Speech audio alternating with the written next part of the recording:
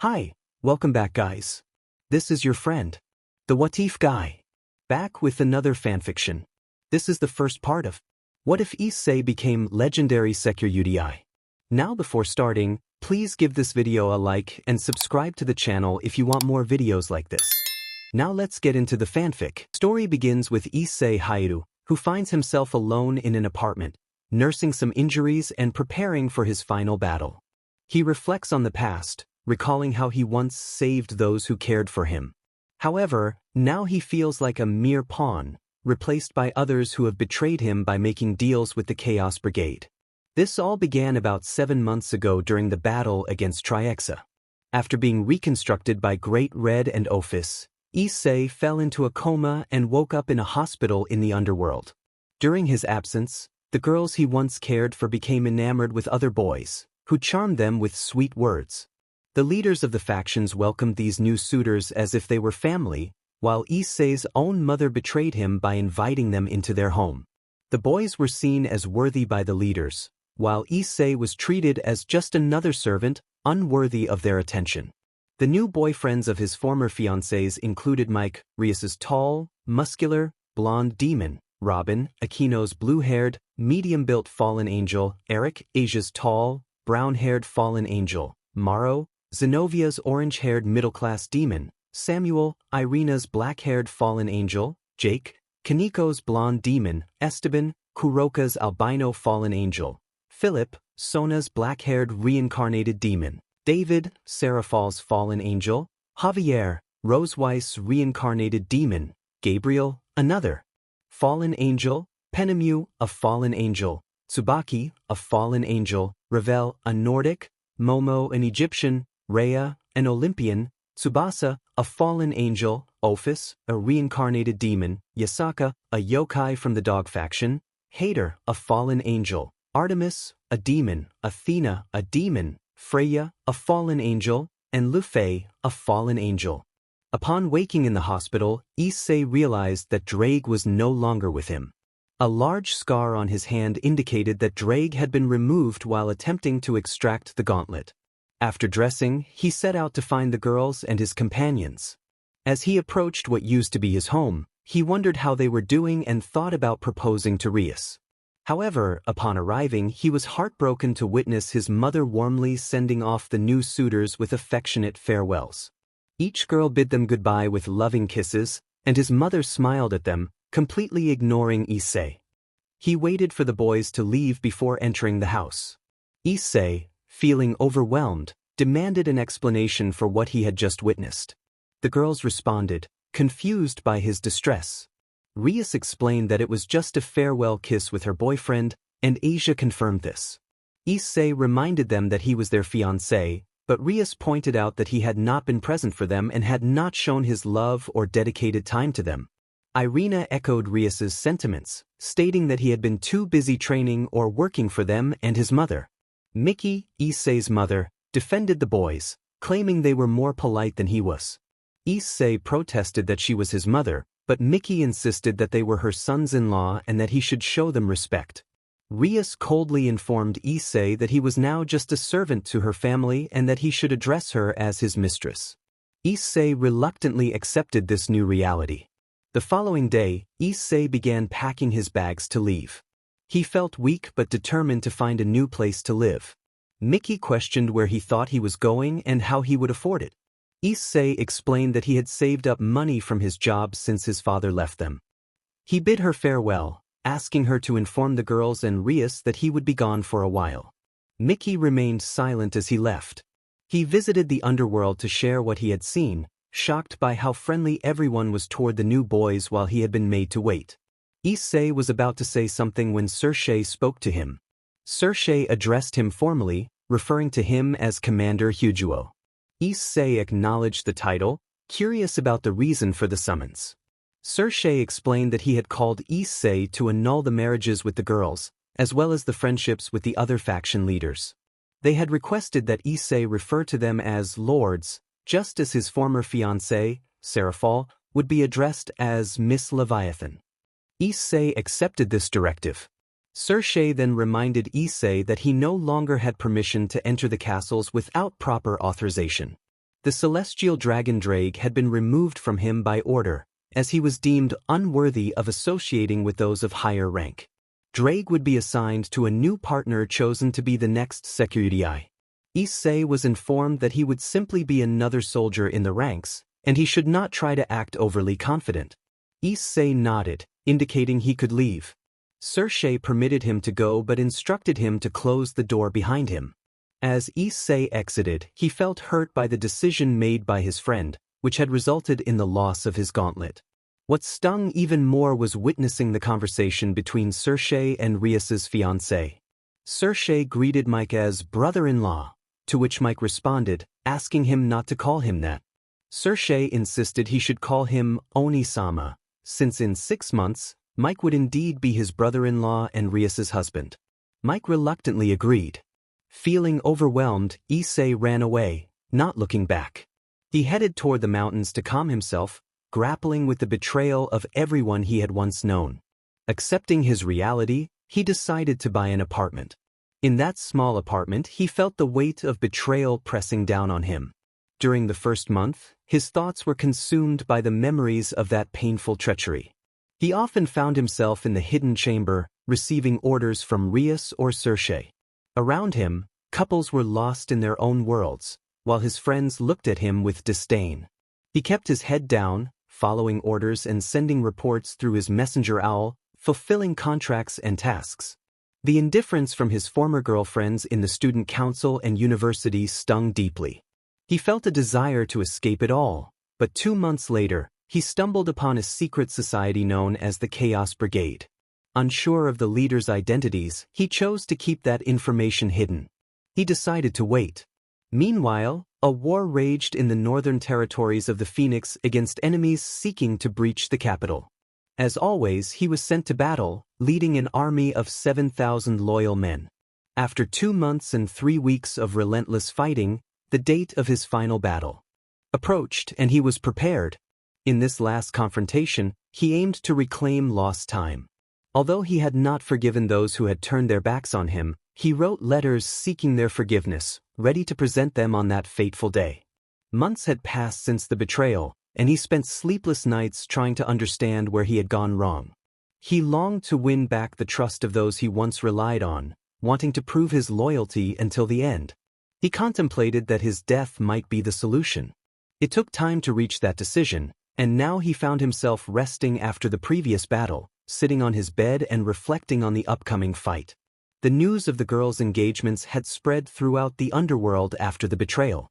In the BGMI castle, a grand celebration was underway as the girls announced their commitments to their partners, intending to share the news with the supernatural world that they would marry in 6 months. All their parents had given their blessings, including Ra, Zeus, Odin, and others, who supported their daughters' unions.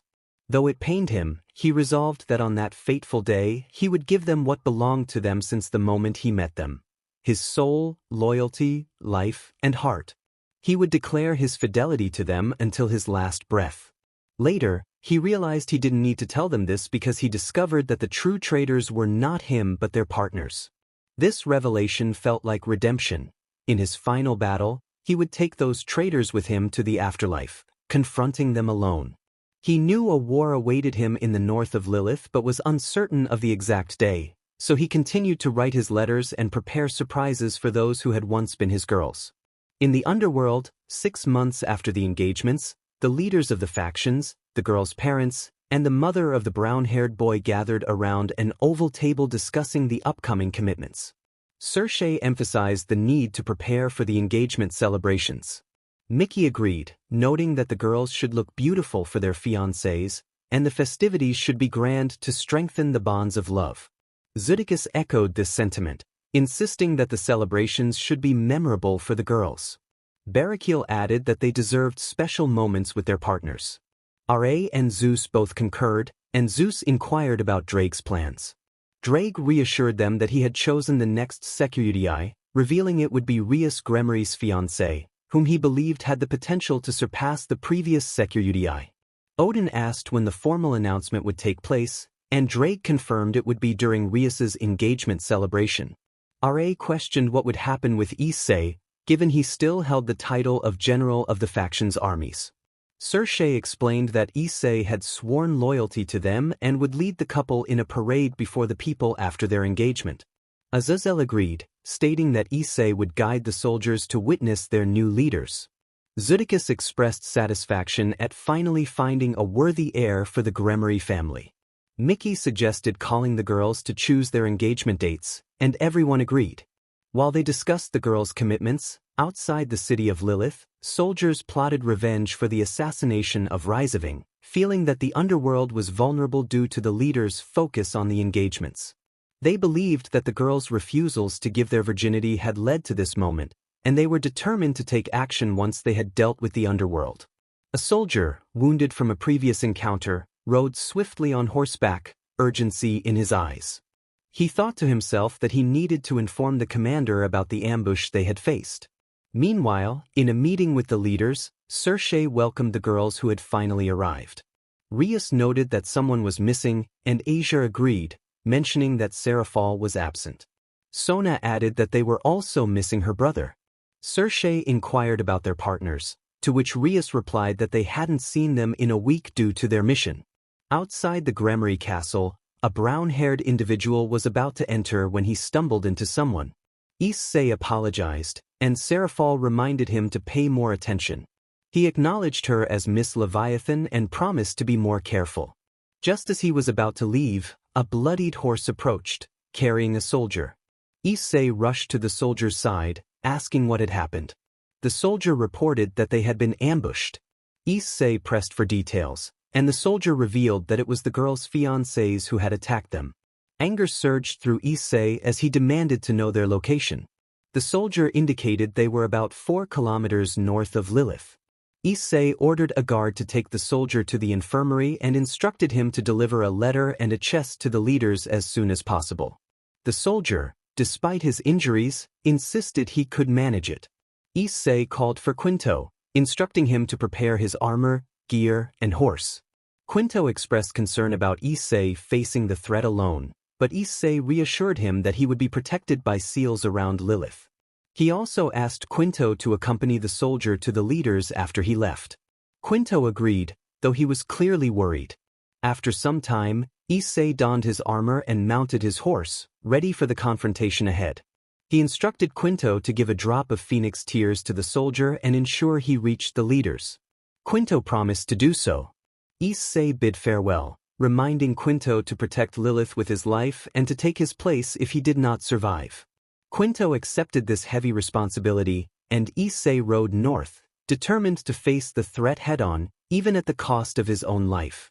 Meanwhile, in the meeting in the underworld, Sekiryuutei addressed Serafal, eager to finalize the engagement dates. Mickey expressed her impatience to know about her sons-in-law's commitments. Just then, Quinto and the soldier burst into the room, visibly distressed. Quinto informed Sekiryuutei that they needed to discuss a grave matter regarding the fiancés. Sekiryuutei, initially irritated, listened as Quinto explained that they were under attack in the north of Lilith. The soldier confirmed that it was indeed the girl's fiancés who were behind the assault. Sekiryuutei was incredulous, questioning how this could be possible since they were supposed to be allies. The soldier insisted he had proof, revealing a magical device that contained a recording of the attack. As the footage played, the room fell silent. The fiancés were seen rallying troops, declaring their intentions of vengeance for past grievances. The leaders and the girls were left in shock, realizing that those they had trusted had betrayed them. Mickey, who had welcomed them into her home, felt the sting of betrayal deeply. Sekiryuutei, nearly in tears, demanded to know who would confront the attackers.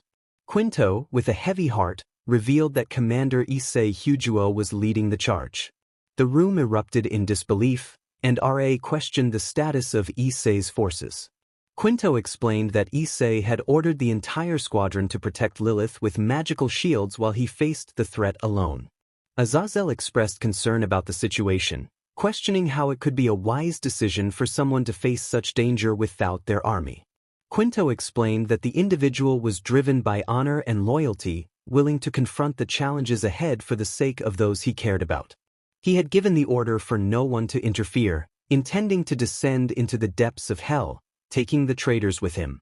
A heavy silence fell over the room as everyone reflected on the unwavering loyalty of the brown-haired man, who stood firm despite the betrayal. This loyalty struck a deep chord in the hearts of the leaders and friends of the girls, who regretted trading a good man and friend for those who had betrayed them for power. The girls felt a profound sadness, having lost a man who loved them deeply, valuing their feelings over their appearances. The most affected was his mother, who felt shattered by having betrayed her own son, the very blood she had sworn to protect. She had witnessed his first steps and words, and now she felt like the worst mother in the world for prioritizing others over him.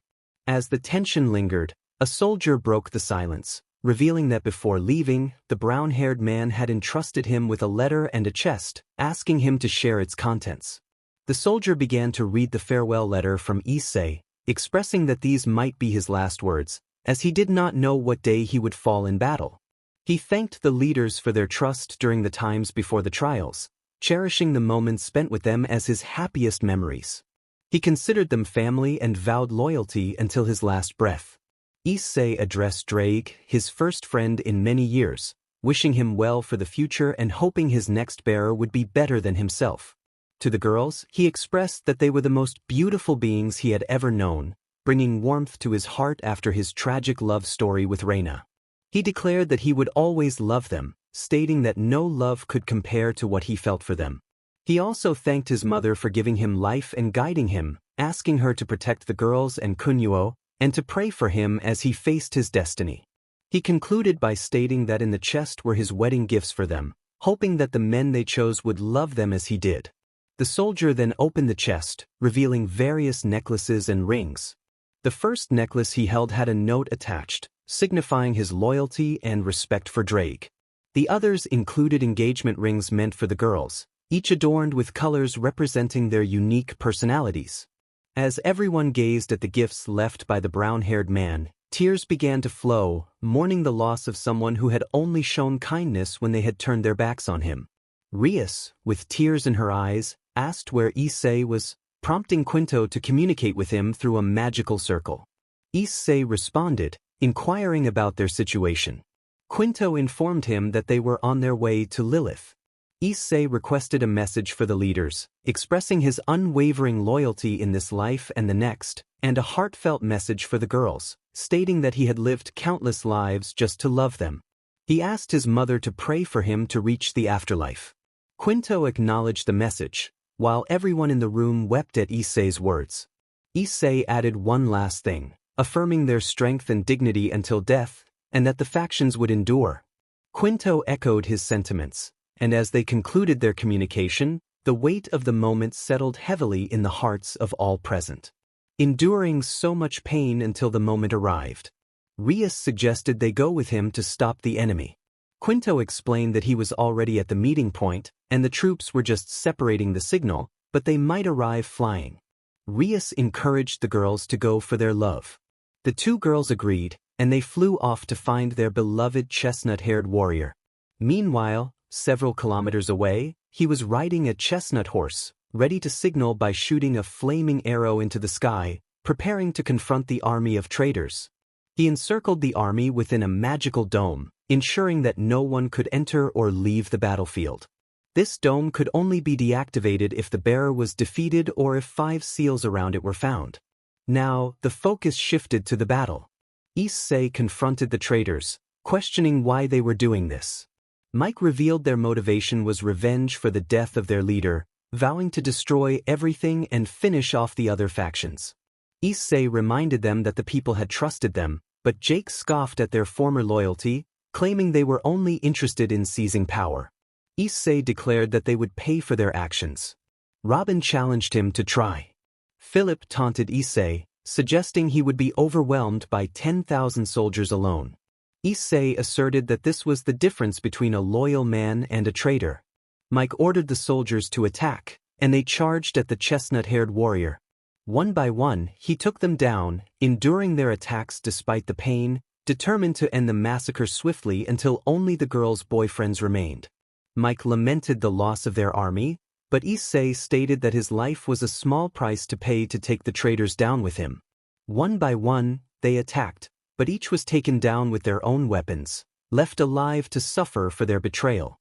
A wooden sign was placed on each, reading, "Here lies a traitor," lined up until only one boyfriend of Rias remained. Issei faced the last traitor, bloodied and battered, filled with rage. Mike refused to give him the satisfaction of victory. Unbeknownst to them, outside the dome, all the girls and the leaders of the factions were watching. Rias urged Issei to hold on, while Kaneko encouraged him to resist. Serafal asked the soldiers if they had found the seals yet, but they had not. She urged them to hurry, concerned for Issei. Inside the dome, Issei demanded an end to the fight. Mike agreed, and they clashed with swords until Issei managed to overpower him, leaving Mike defeated. Mike pleaded for his life, but Issei, weary and bloodied, mocked his pleas, reminding him of how he had treated Rias. He pierced Mike with a spear and placed the sign on him, declaring it was the fate of a traitor. As Mike coughed up blood, he revealed that they had discovered a way to bring back souls from the underworld, and he introduced Subcommander Yama, also known as Ryanair. Everyone was shocked to see her, the one who had caused Issei so much pain, now alive. Issei was terrified to see the fallen angel. Mike explained that they had revived her to finish what they started, noting that the dome was fading and Issei was weakening. Issei, feeling defeated, asked Ryanair to end his life, expressing that his existence had become meaningless after all the betrayals he had faced. Outside the dome, Rias cried out for Issei, insisting she needed him and that they would take down Ryanair. Serafal urged the soldiers to hurry, emphasizing the urgency of the situation. Inside the dome, Ryanair prepared to strike, promising a quick end to Issei's suffering. Issei apologized to the girls for not loving them as they deserved, hoping they would forgive him. In his final moments, as Ryanair pierced his chest with a sword of light, the dome vanished. Issei stood, swaying, his eyes devoid of emotion, as he envisioned a beautiful scene in his mind. He imagined opening a wooden door leading to a farm filled with crops, where he saw the girls with their children running toward him. It was a beautiful image, but it faded, leaving him back on the battlefield. Outside his mind, the dome opened, and his girls rushed to him, only to find him collapsed on the ground, lifeless. They wept and begged for forgiveness, but it was too late as the soldiers pursued Ryanair. Everyone present had tears in their eyes as they gazed upon the lifeless body of the young man who had given his life for his loved ones, only to be met with betrayal. In the battlefield, the young man lay, surrounded by the girls he loved, who had turned against him.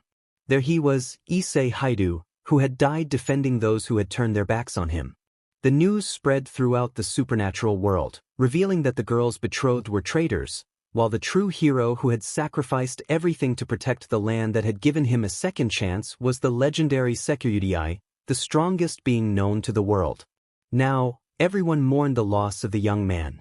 The parents of the girls looked at the lifeless body and lamented how they had rejected such a good young man, wishing they could turn back time to give their blessing for him to marry their daughter. The leaders felt remorse for having betrayed the young man and treated him poorly, despite the fact that he had always given his life to protect them. They had mistakenly believed that the girls' exes were better than him. Drake, his companion, felt immense sadness for having left his friend alone, the one who had always helped him overcome his problems. After the time of trials, he had chosen to liberate Drake, but in return he had been betrayed and treated as merely a weapon. The young man had seen Drake as a companion, a friend, and a confidant who he shared his thoughts with. Drake felt like the worst scum in the world. The girls could hardly express their feelings of guilt, feeling like the worst people imaginable for abandoning a man who would have given his life just to be with them. He had never judged them by their status or appearance but had focused on their feelings. They had left him for others, swayed by mere sweet words. The girls felt terrible, especially the mother of one, who had sworn to always protect him. She had shared moments of joy with him, seeing him as her treasure. Now, she had witnessed him fight and fall for his honor, and it pained her that she had not been the first to go. They had to honor his last request, which was to protect the girls. In the underworld, everyone felt the same sorrow as the show of the Issei dragon faded away due to the wars in which the young man had participated. The children mourned the loss of their beloved Issei dragon, who had brought happiness and joy to their hearts. Now that their hero had fallen, they felt a deep sadness. 5 days after the young man's death, a public funeral was held to honor him. Everyone wore black attire, and the girls were dressed in mourning alongside the black armor of the fallen general. The ceremony was led by the new commander, 5th Arios, who had been appointed by the young man before his passing. Arios began the reading of the honors for Commander Issei, who was posthumously awarded the rank of Supreme General of the armies of Asgard, Olympus, the Egyptians, the Hindus, the fallen angels, and the angels, as well as Colonel of the demon armies. He was recognized as the greatest Sekiryuutei to have ever existed and was honored with the title of Pillar of Peace. Arios concluded by stating that he would be sent off like a soldier, for he had always been a soldier of the factions. As the song concluded, Valis spoke of the soldiers who shared the honor of fighting alongside Issei. He reflected on their farewell, recalling how Issei once said that if they found themselves alone, riding through the green grass with the sun on their faces, they should not worry, for they were in the Elysium and already dead. Vala declared that they would be with Issei in eternity, and the soldiers echoed their support for him. The funeral procession began, with leaders and friends carrying Issei's casket. Behind them walked the mothers of the girls themselves, and Issei's mother, all mourning the loss of the brave warrior. Those from the supernatural world stood in respect, throwing flowers as they remembered how Issei had once entered the city after his first victory, riding his horse with flowers scattered at his feet. Now, as he departed this world, flowers were cast into the grave where his body would rest. The world mourned the loss of the greatest man and soldier they had known, feeling the weight of their regret. 20 days after Issei's burial, Vali expressed his feelings of betrayal regarding Issei. He was in a room at the Gremory Castle with Issei's girls, along with the Gauntlet of Drake, feeling reluctant to speak to anyone due to his lingering guilt over Issei's fate. The girls appeared weary from crying and pale from not eating well. Rias asked what Vala wanted, while Aquino questioned why he felt betrayed by them. Zenobia wondered why he wanted to talk. Vali hesitated but suggested they could go back to Issei. The girls were astonished, their eyes lighting up at the possibility of reuniting with him. Sona asked if Vali was serious, and Tsubasa insisted they were not in the mood for jokes. Vali reassured them that he had no reason to torment them and mentioned that he owed Issei a favor, which he intended to repay by sending them back to the past. Gabriel and Albio confirmed Vala's plan, explaining that they needed certain items to accomplish this. Irina inquired about what those items were, and Albio revealed they were collars and engagement rings. Serafal questioned their purpose, and Vali explained that in the afterlife, one could perform wonders, as these items contained fragments of Issei's soul and memories. The girls listened in disbelief as Albio clarified that Issei had cast a spell before his death, embedding parts of his essence into the collars. Vali explained that with these fragments, they could send the girls back to reclaim Issei. The girls were filled with excitement at the prospect of returning to their beloved. Drake, the dragon, questioned why they needed his power. Albio remarked on how he now understood why Drake had been able to endure so much. Drake warned Albio that he would regret it once he was out. Albio explained that Drake needed to provide his boost for the plan to work since he still had a part of Issei's blood within him. Vala confirmed that once the girls received the charged collars and rings, they would return to the past.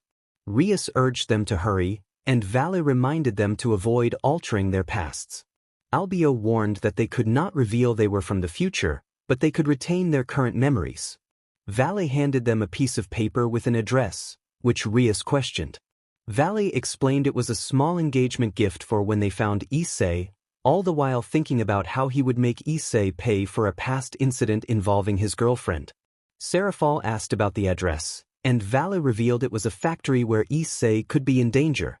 Serafal insisted they would destroy it to protect her dragon. Vala agreed, instructing them to prepare for their journey to the past and to ensure the factory was destroyed at all costs. Albio prepared Drake to give each girl their 10 boosts. Drake agreed, and as he counted, the girls began to disappear in crimson particles, one by one, until only Rias remained. She expressed her readiness, and Drake assured her they would go find Issei together. As they vanished, Vale chuckled, pondering whether sending them to the factory was a good idea. Albio remarked on how it was just one woman, while Vale reminded him that there were more than 10 girls involved. Albio concluded that what was done, and they left, ready for what was to come.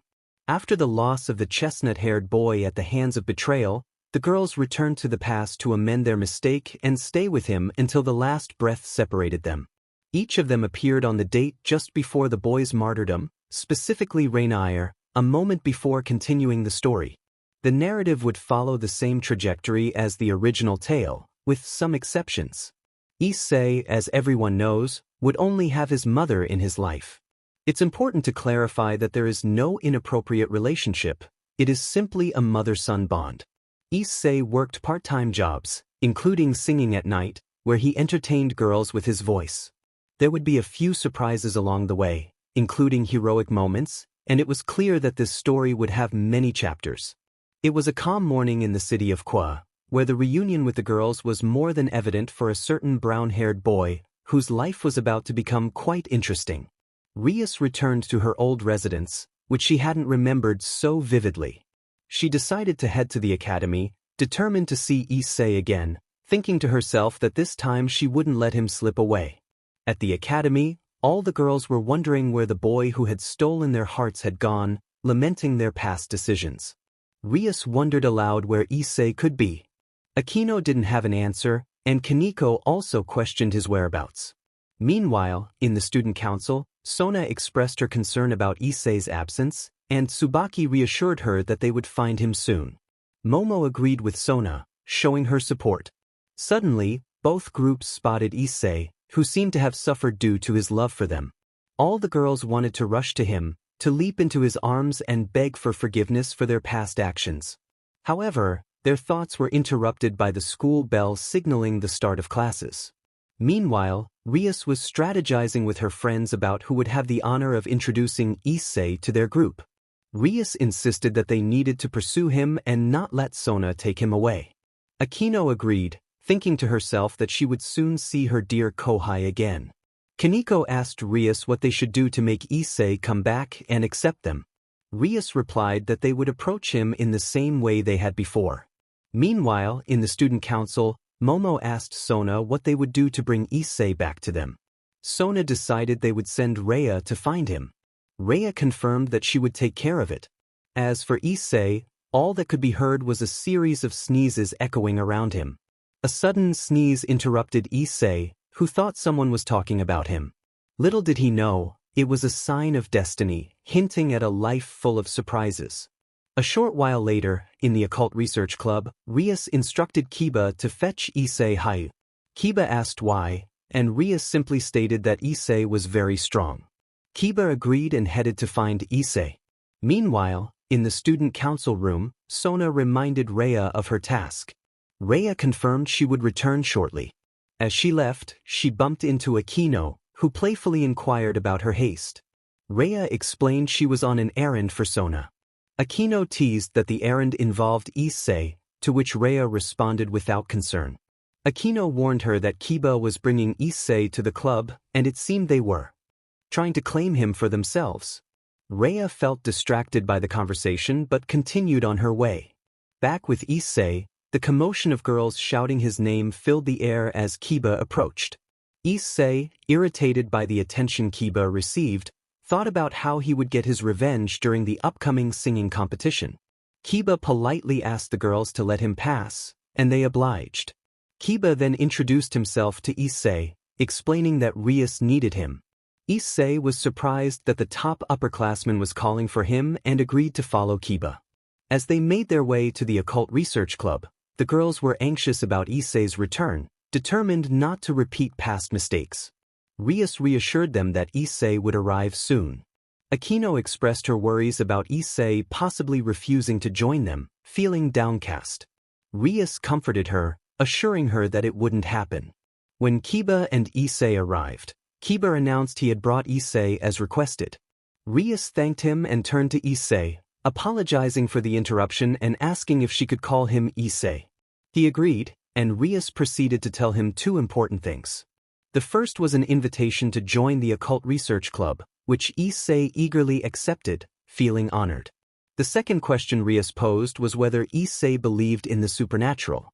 Issei hesitated but eventually admitted that he had encountered something strange after a fight, seeing a man with black wings in a nearby park. He had avoided the area, fearing for his safety. Rias then revealed that they were demons, which startled Issei. He jokingly pleaded for them not to take his soul, insisting he had too much to do and a mother to care for. Rias reassured him that they meant no harm. Akino echoed her sentiment, urging Issei not to be afraid. Issei, still confused, asked what they wanted from him. Rias requested that he refer to them by their names and explained that she wanted him to join her group. Issei inquired about the consequences of refusing, and Rias assured him they would not harm him, emphasizing the benefits he would gain, including power. Curious, Issei asked if there were stronger enemies in the supernatural world. Rias confirmed this, and Issei expressed his desire to understand the benefits of being a demon, especially since he had to look after his mother. Rias reassured him that as a demon he would gain wealth, power, and companionship. Issei was hesitant about the idea of having subordinates, preferring to see those who followed him as friends or family. Rias asked if he would accept her offer, but Issei wanted to know how he would be transformed into a demon.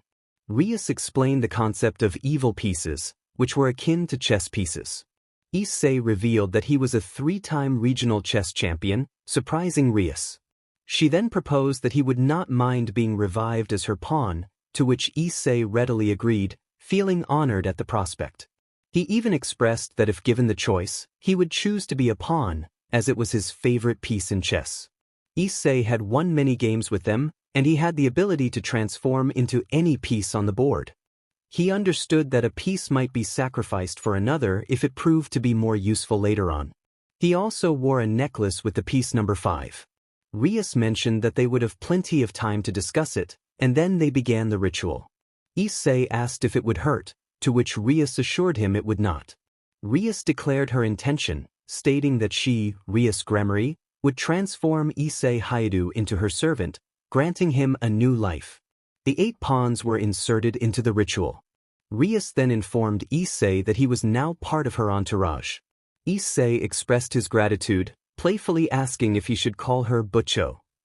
Rias replied that it should only be Butcho. Curious about Rias's other pieces, Issei learned that Akino was her queen, Kiba was her knight, Kaneko was her rook, and Rias was the king. Issei noted that Kiba's delicate hands suggested he did not fight with his fists, implying he likely used swords or other weapons. Kiba questioned why Issei thought that, and Issei explained it was due to Kiba's greeting and the way he held his hands. Rias was intrigued by Issei's observations, and Issei elaborated on how Kiba's hands had adapted to the grip of a sword. Kiba admitted that Issei was correct, stating he only used swords as weapons. Issei then mentioned he could also be considered a rook because Kaneko, as a rook, demonstrated strength by using her fists. Kaneko agreed with Issei. Rias asked Issei why he had such insights about fighting styles, and he explained that he had learned over the years. Kiba then inquired about Issei's self-identification, to which Issei responded that he saw himself as a pawn, capable of substituting for any piece on the board. He noted his agility with swords like Kiba and his fighting style resembling Kaneko's. Kiba remarked that he now understood why Rias had chosen Issei. Issei was curious about Rias's reasons for selecting him, and Rias revealed that he possessed a powerful sacred gear within him. She instructed Issei to raise his left hand, close his eyes, and visualize his most powerful self. As he concentrated, his sacred gear manifested. Akino commented on the impressive nature of Issei's sacred gear, which was not only a twice critical but could also enhance its wielder's powers immensely for 10 seconds, even to the point of being able to destroy a god. It was one of the 13 Longinus, known as the boosted gear. Issei was astonished to learn of this hidden power. Rias warned him to be cautious, as others would come for him. Issei acknowledged her concern and mentioned he needed to leave for work, explaining that he was the breadwinner for his family due to some past incidents he preferred not to discuss. Rias allowed him to leave but reminded him that he would begin his duties as a demon the following day, which involved distributing flyers that served as contracts for them. After Issei departed, Kiba announced he also had contracts to handle. Rias reflected on how Issei had changed during this time, and Akino noted that he seemed more handsome and intelligent than before. Kaneko agreed, stating that Issei was now smarter and less perverted than he used to be. Rias expressed concern about Asia and Issei, as they would soon encounter the troublesome Rainarez. Akino vowed to ensure that Rainarez would pay for what she had done to Issei in his past life. Rias promised to protect Issei from the fallen angel, at all costs, asserting that he belonged to her alone. Akino teased that they would see about that. Kaneko expressed her desire to protect Issei as well, and Rias reassured her that they would all look out for him, ensuring he would not be harmed. They all reflected on the painful memories of betrayal and loss. Meanwhile, back at Issei's home, he greeted his mother, Miki, upon returning. She asked about his day at school, and Issei replied that he had joined a club. Miki expressed concern, hoping it wasn't a martial arts or boxing club. Issei reassured her that there were no such clubs for boys and mentioned he had joined the occult club. Miki inquired about the club's purpose, but Issei explained that he would learn more the next day. Miki then asked about his work, and Issei said everything was going smoothly. Miki expressed her worry about him working too much. Issei reassured his mother, telling her not to worry. Miki then brought up the topic of relationships, asking if he had found a girlfriend yet. Issei was taken aback by the question. Miki continued, playfully suggesting that it was about time he introduced her to a daughter-in-law and some grandchildren. Issei felt uncomfortable and asked his mother not to say such things. Miki expressed her desire to be a grandmother and have company so she wouldn't feel lonely. Issei suggested they change the subject and go eat, as the conversation was making him uneasy, and he was concerned about her being alone. He asked for a little more time. Miki agreed, and they both sat down to eat. After finishing their meal, Issei went upstairs to brush his teeth and prepare for bed. As he did so, he reflected on the day's events, realizing how drastically his life had changed. He thought about how he had gone from being an ordinary boy to becoming something supernatural, all while dealing with the presence of a strange entity within him. Issei wondered who had spoken, urging the voice to reveal itself. The voice responded, identifying itself as a companion. Issei asked where the voice was coming from, and Drake, the voice, revealed that he was in Issei's hand. Confused, Issei questioned Drake's identity and why he could speak. Drake reminded Issei of what Rias Gremory had told him, and Issei realized he was speaking to the legendary Red Dragon of Domination. Issei expressed his surprise at having a dragon companion, to which Drake replied that everyone experiences a first time for everything. Drake then asked Issei for his name. Issei introduced himself as Issei Haidu, but his friends called him Issei. Drake shared that he was known as the Red Dragon of Domination, but his hosts referred to him as Drake. Issei was curious about what the hosts did, particularly in terms of fighting and living. Drake explained that Issei would have to battle a target, hinting at another dragon like him, which Drake found annoying. Issei was intrigued and asked what else was involved. Drake mentioned that his hosts could grant power to their allies. Issei was amazed and learned that dragons often had multiple partners. Drake encouraged Issei to prepare for the attention he would receive from many girls, then said he was off to sleep. Issei wished him luck, contemplating the idea of having a harem of women. The next day, Issei went to school without a care until his friends arrived. Motohoma accused him of being with Rias, while Matsuda called him a traitor. Issei urged them to calm down, reminding them that their plan to ruin the reputation of the Academy's prince was still in motion. He also mentioned that he had songs that the girls at school would love. Matsuda expressed his willingness to be faithful to any girl they could get, while Motohoma jokingly asked for divine help. As the day passed peacefully, Issei arrived at the occult club. Rias greeted him and explained that, as a demon, he needed to deliver the amulets, which was usually done by them to help him learn. Issei acknowledged this, and Rias hinted that if he worked hard, he could earn the privilege of having his own servants. Issei realized this was related to the evil pieces. Just as he was about to leave, Sona approached him. Issei was surprised to see her and learned that she had come to see Rias's new pawn. Rias confirmed that Sona was also a demon, introducing her as Sona Citri, the heir of the Citri clan. Issei was pleased to meet her and introduced himself as Rias's pawn. Sona expressed her intention to greet her friend and see her new piece. Issei excused himself, leaving the two to chat. After Issei left, Rias confronted Sona about her intentions to take Issei as her pawn. Sona admitted that if it weren't for Rias's queen, Issei would be hers. Rias preferred to keep Issei by her side rather than in competition, and Sona assured her she would handle the situation, bidding farewell as she left.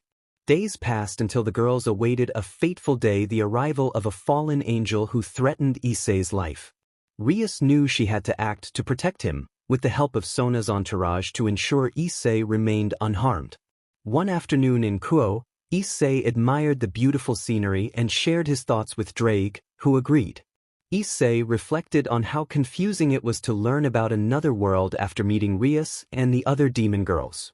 Drake understood his feelings. Suddenly, a voice called out to Issei. It was Yuma, who asked if he was Issei Hayadu. Issei confirmed his identity and inquired how she knew his name. Yuma explained that she had seen him around and noticed he was alone. Issei asked what she meant by alone, and Yuma clarified that she was asking if he had a girlfriend. When Issei replied that he did not, Yuma asked if he would go on a date with her. Drake cautioned Issei, sensing something off about Yuma, but encouraged him to accept the invitation and see what happened. Issei agreed to the date and asked for her name. Yuma introduced herself as Amano Yuma and suggested they go out on Sunday. Issei confirmed the plan, and they parted ways, unaware that they had caught the attention of several girls interested in him. Rias was furious at the thought of Yuma trying to harm Issei, while Akino vowed that Yuma would not leave unscathed for threatening her beloved Kohai. Kaneko echoed their sentiments, insisting that Issei must not be harmed. As the days passed, the girls grew increasingly anxious about Issei's safety. Sunday arrived, and everything seemed normal until the evening approached, signaling the end of the day. Issei remarked on the beautiful day, and Yuma asked him for a favor, prompting Drake to warn Issei to stay alert. Yuma asked if Issei would die for her. Issei, slightly confused, requested her to repeat the question, as he hadn't quite caught it the first time.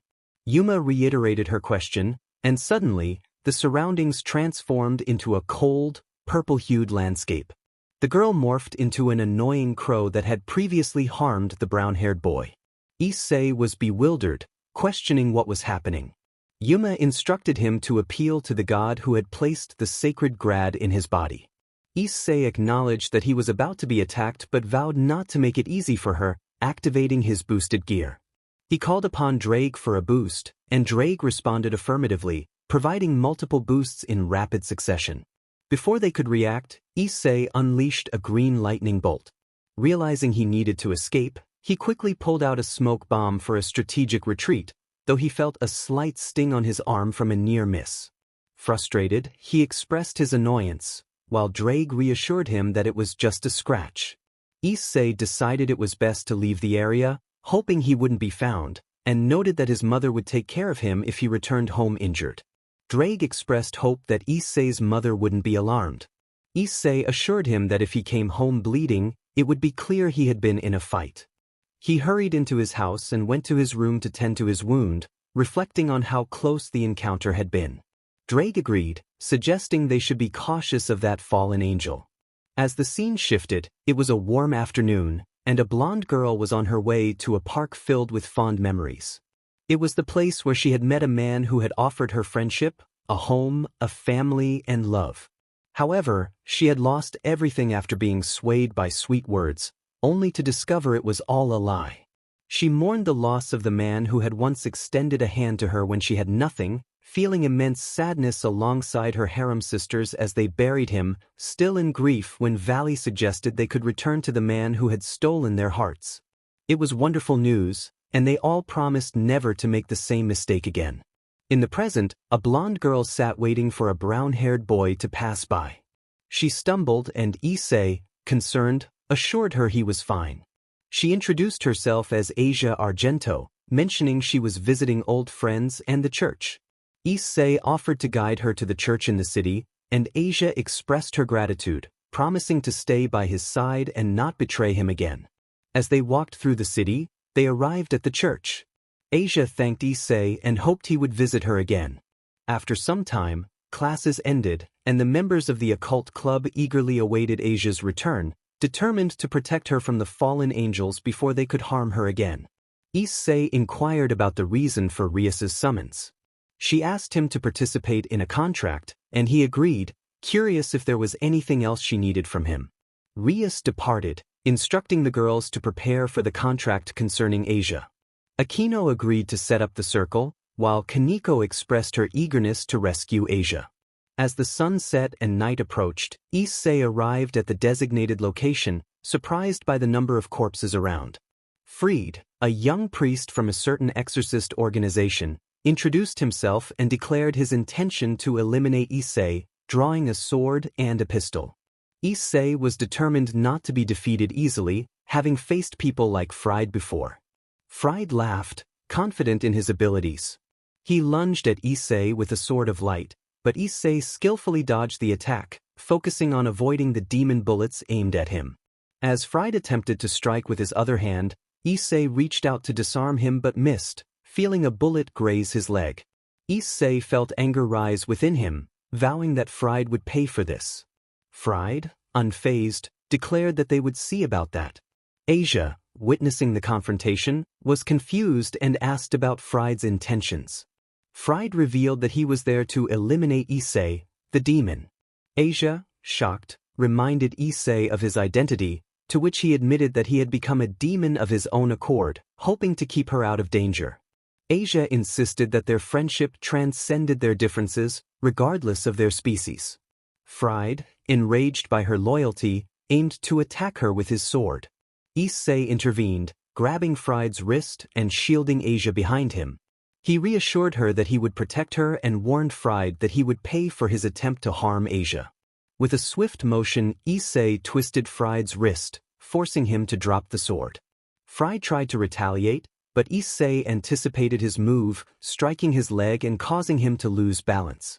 In a quick maneuver, Issei disarmed Fried completely, removing the weapon and its ammunition to prevent any fatal consequences. Fried, furious, threatened to kill Issei for injuring a priest. Issei, wincing from the bullet graze, declared that he wouldn't allow Fried to harm Asia and promised to leave him with a lasting reminder of their encounter. As Fried struggled to regain his footing, Issei executed a swift kick, knocking him down. He entangled Fried's legs, holding him in place while Fried fought to escape. Just then, Rias, Kaneko, and Akino arrived, surprised to see Asia unharmed and witnessing Issei's hold on Fried.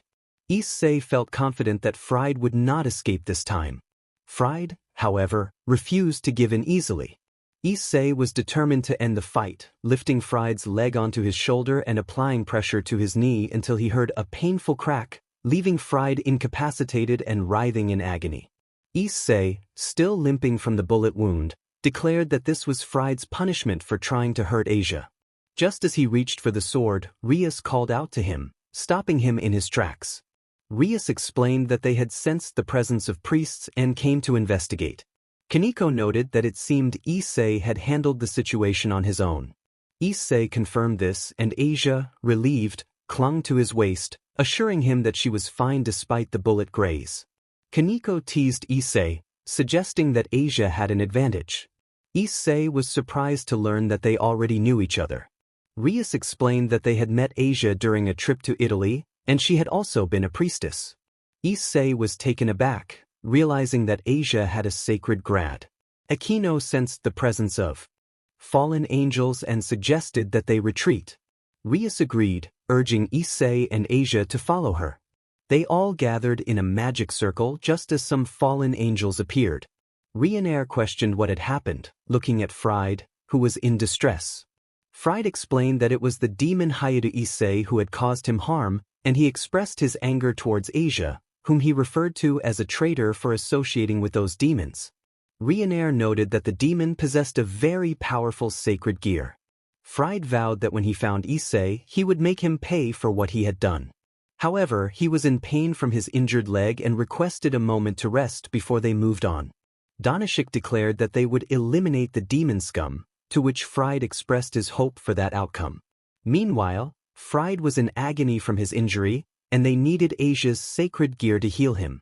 However, they faced another challenge, as Rias Gremory, the heir of the Gremory clan, was among the demons they needed to deal with before fulfilling their orders from Diodora. Days passed in the city of Kwa, where Asia was introduced to the mother of the brown-haired boy as a replacement student.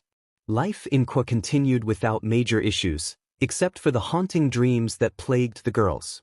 Each dream was unique, yet they all shared a tragic ending where the brown-haired boy slowly died in their arms, whispering his last words of love. Overwhelmed by the psychological torment of these dreams, the girls would break down in tears, repeating their promises to Issei that they would not lose him again.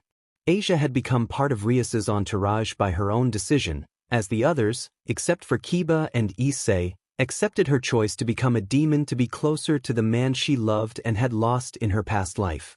As time went on at Kwa Academy, they worked in the occult club, trying to regain the love of the brown-haired boy while also searching for the man who had stolen their hearts.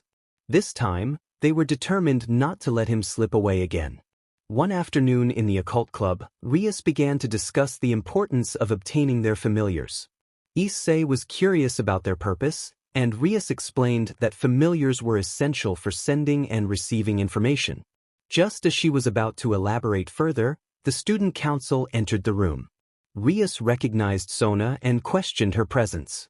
Sona revealed that both groups had acquired new members and intended to introduce them.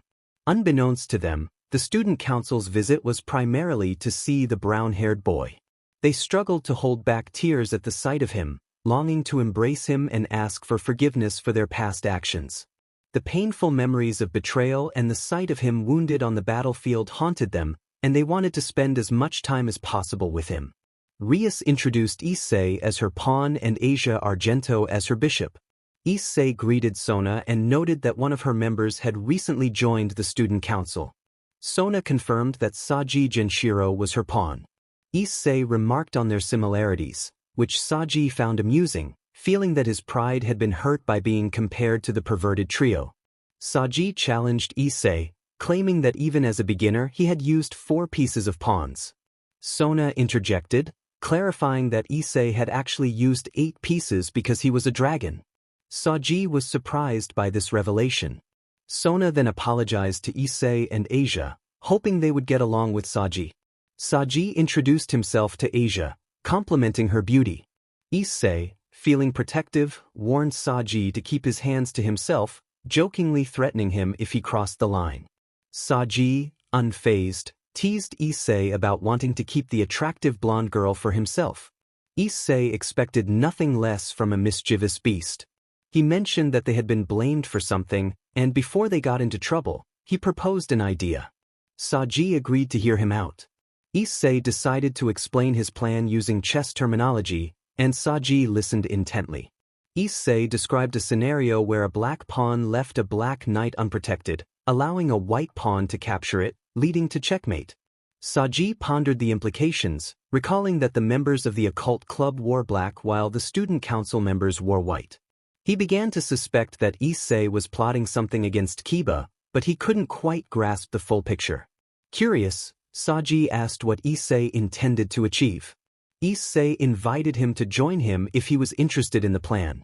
Saji agreed, and Issei requested permission from Sona, the student council president, for Saji to accompany him. Sona consented, and they left the clubroom, walking a short distance away. Rias wondered what they were discussing, and Sona admitted she didn't know. Rias expressed her discomfort with the chess language they were using, and Sona agreed. Kiba, deep in thought, felt uneasy about the plan and decided to excuse himself to handle some contracts. Rias allowed him to leave, and Kiba bid farewell to Sona. Rias and Sona speculated about Issei and Saji's conversation, sensing they were up to something.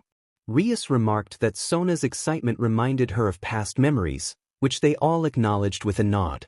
Sona reflected nostalgically on those memories and feelings that never truly fade. Momo added that they wouldn't make the same mistakes again, as those errors had cost them their happiness and the love of a certain man. Meanwhile, Issei felt a chill run down his spine. Saji asked what was wrong, and Issei replied that he sensed someone talking about him. They returned to discussing their plan to tarnish Kiba's reputation and take his place, hoping to attract girls in the process. Saji revealed that he had feelings for Sona, but she only saw him as a friend, having given her heart to someone else. Issei sympathized, suggesting that perhaps Saji could find someone else during the festival, as he had noticed someone showing interest in him.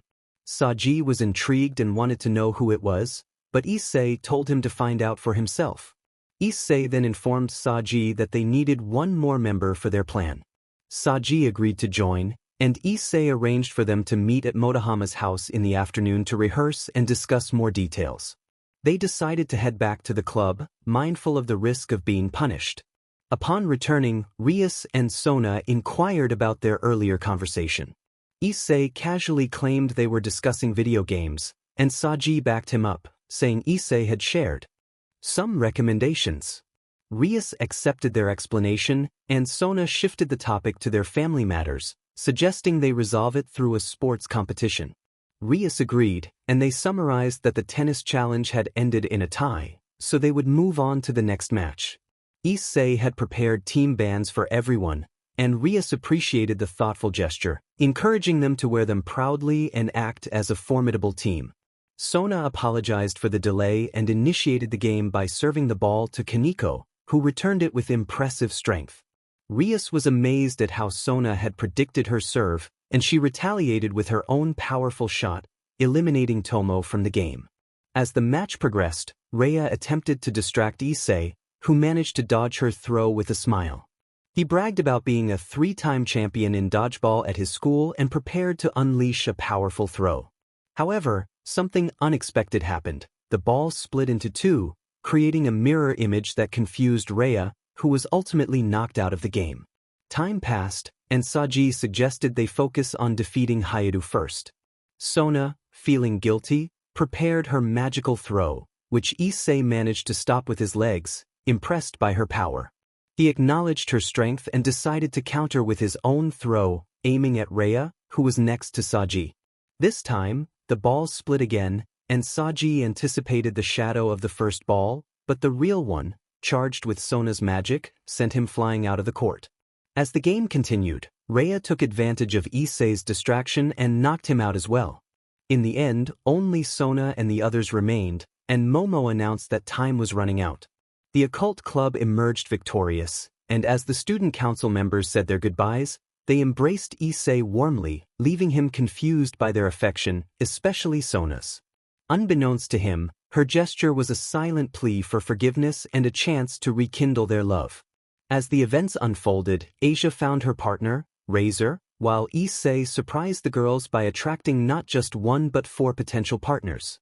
The first was the White Monarch, who required Issei to demonstrate his magical abilities to prove his worth. Issei succeeded effortlessly, forming a pact with the name Kahaku. The second was the Black Emperor, who presented a greater challenge than the first. After fighting for a while, instead of continuing the battle, he decided to let the situation resolve itself by creating an identical copy of the Emperor made of earth. He managed to defeat it by binding its limbs, rendering it immobile for a significant time. This was how he formed the pact, naming the creatures Kukiwo and Sango. The third challenge was a bit more difficult, as the Celestial Emperor required him to survive 5 magical attacks, each one stronger than the last. This was how he formed the pact with this creature, which he named Slifer. The fourth challenge seemed to be the hardest, as it involved the Emperor of Illusion, a fox. To defeat it, he had to prevent it from entering his mind. He almost failed due to his feelings for Rias, but he realized it was an illusion when he noticed that it was daytime in one place while it was nighttime where he was. This realization allowed him to form the pact, naming it Dango. As the story continued, the memories tormented her. She recalled the words of the man who accepted and helped her, not only reconciling her with her sister but also promising to forgive her past mistakes. That man had given her a second chance, but due to a foolish mistake involving a fallen angel, she lost him. This time, she vowed not to make the same error. She would be the ideal partner for him. These were the memories of a Nikomata named Kuroka, who had come to Kwa to seek out the student council and the occult club in search of her lost love. Morning had arrived in the city of Kwa. At Kwa Academy, members of the occult club, along with Asia and the student council, gathered, except for Saji, who was part of a group known as the Perverts of Kwa, plotting revenge against the Academy's prince to tarnish his reputation. Classes ended, and another member joined the harem of the brown-haired boy. In the occult club, Issei mentioned that he had just sent his relatives to deliver some flyers and had resolved several contracts. Rias acknowledged his efforts and announced that a new member was joining their group. Kuroka, a Nikomata resembling Kaneko, entered. She greeted Rias and expressed how long it had been since she had seen her sister, Akino, and Asia. Upon spotting her beloved, she wished to leap into his arms and ask for forgiveness for her past mistakes, hoping for another chance. Rias introduced Issei as her pawn. Kuroka confirmed her relation to Kaneko and asked if she could call him Issei, to which he readily agreed. She thanked him and embraced him, causing him to blush while the others looked on with jealousy, as no one had been able to do that before. Kuroka then inquired about Rias's intentions as she wanted to visit her sister and her beloved. Rias explained that it was to resolve a pending matter and for Kuroka to join her group. Kuroka expressed her willingness to join and asked for more details, which Rias promised to discuss later. Just then, Kiba interrupted, stating he had some matters to attend to and contracts to finalize, seeking Rias's permission to leave. Rias granted him permission, and he took his leave. Issei decided to leave the area, expressing his intention to Rias. She acknowledged his departure, and he bid her farewell before walking away. Kuroka turned to Rias, inquiring about a matter they needed to address. Rias explained that the fight with Riser Phoenix was approaching, and she had discovered a note from Valis suggesting they destroy a factory where Issei might be in danger. It seemed like the right time to take action. Kuroka agreed but suggested they inform the others for assistance. Rias concurred, noting that they would need all the help they could get against numerous enemies. Kuroka then asked how they would communicate with the goddesses and the others. Rias had already figured it out and asked Akino to contact the student council. Akino cheerfully agreed, planning to call Sona and her group. Rias decided to reach out to the others as well. After several minutes, the room was filled with Akino, Asia, Kaneko, Kuroka, Irina, Zenobia, Roseweiss, Ravel, Sona, Tsubaki, Serafal, Momo, Rhea, Tsubasa, Ophis, Yasaka, Gabriel, Hader, Artemis, Athena, Freya, Lefei, Penyumu, Ruruko, and Tomo. Rias noted that they were all gathered, ready to tackle a problem for their beloved. The girls of Issei's harem activated a magic circle, transporting them to a mountain filled with trees. As they approached the factory, the atmosphere shifted from dark, ominous trees to vibrant, flowering ones. This unexpected beauty momentarily distracted them, but they remained focused on their mission to eliminate the factory. Upon arriving, they found the factory resembled a laboratory. As they entered, the surface appeared empty, but they soon spotted a door leading to a staircase. Descending, they discovered a laboratory filled with experimental bottles and compressed air. Suddenly, they heard footsteps and quickly concealed themselves to observe who was present. They realized the footsteps belonged to several women who seemed to lack significant physical attributes. One of them remarked that the formula was ready, while another expressed excitement about finally being able to enhance her appearance. The women were concocting a potion called the Potion of Love, hoping to improve their looks for their boyfriends. Rias interrupted their conversation, asking what they were doing. The women explained that they were trying to enhance their appearances as a way to reward their boyfriends, who had loved them for who they were, not just for their looks. Rias was intrigued and asked if they could have a vial of the potion. The women agreed, stating they had plenty to spare. Before handing over the vials, one of the women warned them that the effects were permanent and would induce a sudden desire. Rias reassured them that it wouldn't be a problem, as she and her friends were comfortable with their appearances. The women then distributed the vials, and Rias suggested they use them at the right moment to avoid raising suspicion. With the vials in hand, the group prepared to return to their original locations, ready to execute their plan. Chapter end here is another part of the story, so let's begin. Several days had passed since they discovered the factory that Valet had mentioned. Contrary to what Valet had said about it being dangerous or deadly, the factory turned out to be quite the opposite. As the girls at the factory had explained, that vial was meant to reward their beloved. They owed him much more than that. They owed him their lives, as he had sacrificed everything for them. They had betrayed him with others who were beneath him, but this time would be different. This time, they would show their love and loyalty to him until the day they died, just as he had died for his love when they learned the truth about those who had wronged him. They would not make that grave mistake again. The date of the engagement with Razor Phoenix and the reunion with another girl from the brown-haired harem, Ravel Phoenix, was approaching. For Ravel, this was no easy matter. Each passing day felt like hell. Guilt kept her awake at night. She had learned that her ex-fiancé had been unfaithful, while the brown-haired one had remained loyal until his last breath.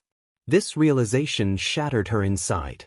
Everything she had believed crumbled, and knowing that he had always loved her was painful, especially when she buried her beloved.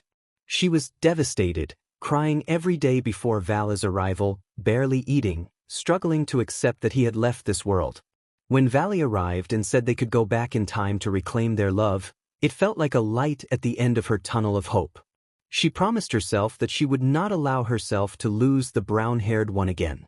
Thus began everything leading up to the engagement of the Gremmery heiress. The girls from the occult club were also worried about this engagement, as the last time, the brown-haired one had been hurt, and this time they had a plan to deal with that arrogant bird. Rias needed to train her beloved to shatter the pride of that arrogant creature. The plan was set. They just needed the brown-haired one and the Phoenix entourage to appear, along with the Phoenix heir. Arriving at the brown-haired one's house was crucial for Rias to express her thoughts, but she planned to do it differently. At the Haida house, the brown-haired one stood at the door, tired from work and the extra hours he had put in, feeling sore and exhausted. This was common for him and his mother, who often returned home at such hours. Their new tenant was preparing dinner for the three of them, as both his mother and Asia were waiting for him to eat. After dinner, he went up to take a shower and then to his room to read or gather information through his companion in the new world he was involved in. However, something pulled him from his thoughts. A circle from the Gremmery house appeared. A red-haired girl emerged from the circle. It was Rias Gremmery. She approached him, asking if she could trust him. He assured her that she could trust him completely and urged her to share her problem.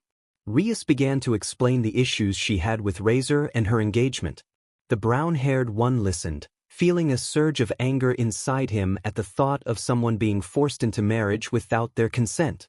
Rias finished recounting her story, expressing her distress over the situation. She felt overwhelmed by the idea of being married to such a cruel man. As she spoke, she felt someone embrace her, looking up to see it was her brown-haired one, holding her close while wiping her tears with a hand she recognized as his.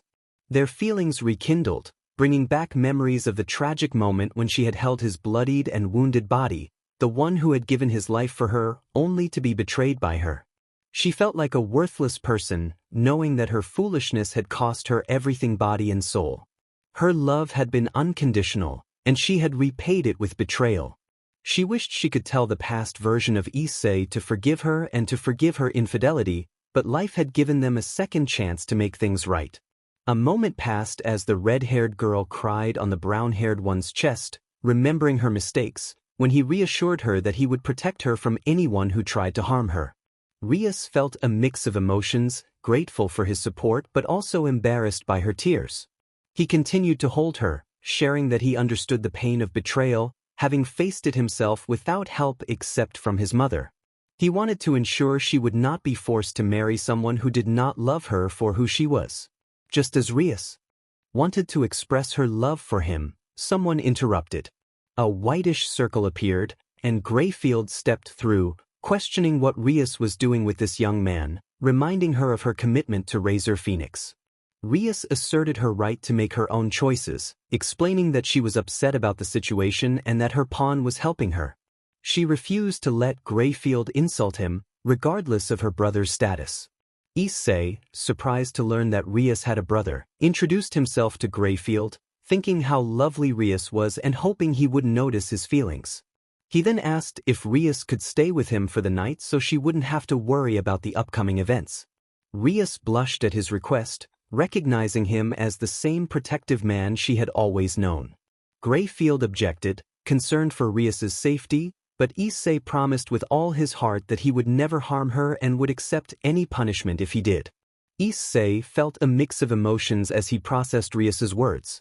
He was determined to protect her, regardless of her strength. He assured her that he would accept any punishment if she were to touch him. Rias, grateful for his support, embraced him tightly. She thanked Issei, expressing her appreciation for his kindness. Issei replied that it was his duty to care for her since she was his master. He suggested that they should get some rest, noting that she might be hungry, and offered to bring her something to eat. Rias accepted his offer with gratitude. After sharing a bowl of soup, Issei offered Rias one of his shirts and a pair of boxers for her to sleep in. They settled down for the night, but Rias took the opportunity to ask Issei for a favor. She requested that he accompany her to sleep. Issei was taken aback by her request, unsure of how to respond. Rias reassured him that she wouldn't say anything, just that she felt sad and wanted him close. Nervously, Issei climbed into bed beside her. Rias nestled against him, resting her head on his chest. Issei was flustered, wondering what she was doing. Rias explained that being in his arms made her feel calm and safe. He wished her good night, and she returned the sentiment. As Issei drifted off to sleep with Rias beside him, she reflected on her gratitude for his past actions and promised herself to protect him in this life. The next morning began like any other, but Issei awoke feeling a weight on his body. When he uncovered the blanket, he found Rias sleeping peacefully beside him. He blushed, recalling her request from the previous night and how lovely she looked while asleep. Rias greeted him with a cheerful, "Good morning," and he returned the greeting, thanking her for staying over. They quickly got ready and headed to school, where they were met with the sight of the school's most popular girl walking arm in arm with a notorious troublemaker. This stirred up a mix of emotions for Issei, while Rias felt guilty yet happy to be with him. The day continued, and upon arriving at their classroom, they found their friends gathered, waiting for the arrival of a certain individual. Rias began to explain why she had called them together when suddenly a magical circle appeared, and a young man with blonde hair and the phoenix emblem materialized. He introduced himself as Razor, the heir of the Phoenix family, and expressed how much he had missed Rias. Issei glared at Razor, feeling a surge of protectiveness. Razor took a seat next to Rias, who was served tea by Aquino. He complimented the tea, but Issei was determined to confront him. As Razor began to make advances toward Rias, she firmly told him to leave her alone, reiterating that she had no intention of marrying him. Razor argued that her family would not approve of her behavior, but Rias stood her ground, stating that she would choose her own path. The tension escalated as Razor threatened to harm her friends if she refused to comply. Issei challenged Razor, asserting that he wouldn't back down. Grafifia intervened, reminding them that she was there on behalf of Surzek and had a plan to resolve the situation. She explained that a rating game would be held to settle their differences. Issei recalled hearing about such games from the student council president. Kiba elaborated that it was a strategic game where demons forced their allies to fight. Issei realized they were at a disadvantage, especially since Razor had a team of 15 loyal girls, including Rias's younger sister. As the situation unfolded, Issei and his friends prepared for the challenges ahead, knowing they would have to work together to overcome the odds stacked against them. The Queen of Reiser witnessed Reiser kissing Yubela, and his actions infuriated Issei. Issei confronted Reiser, expressing his anger about the disrespect shown to Rias, who was present. He declared that Reiser did not deserve Rias, regardless of what he claimed.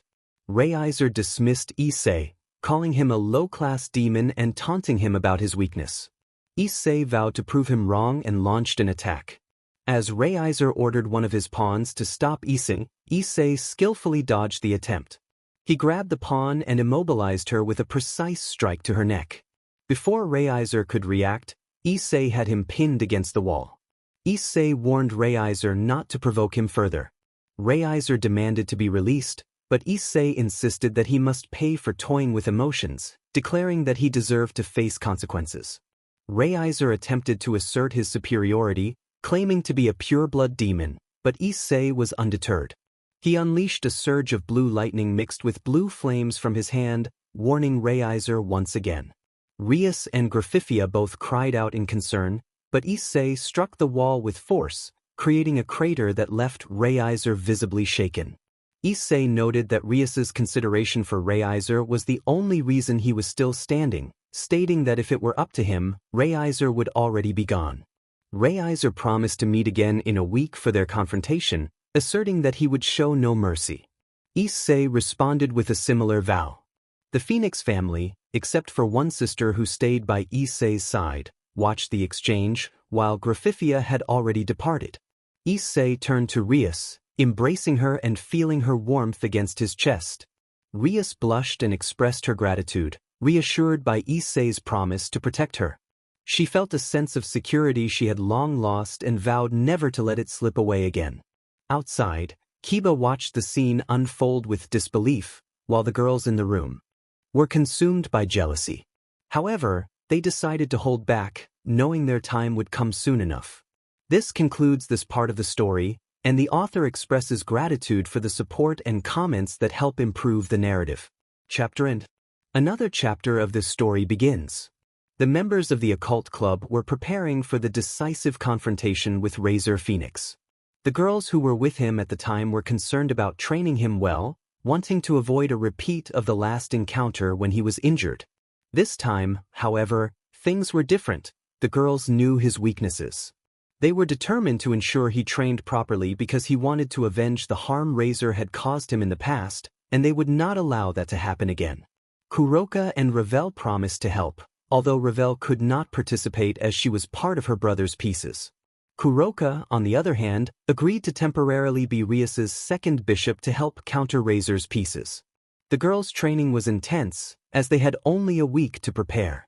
Everyone dedicated themselves to training. Kuroka and Kaneko focused on their senjutsu, encouraging Kaneko to embrace her power without fear.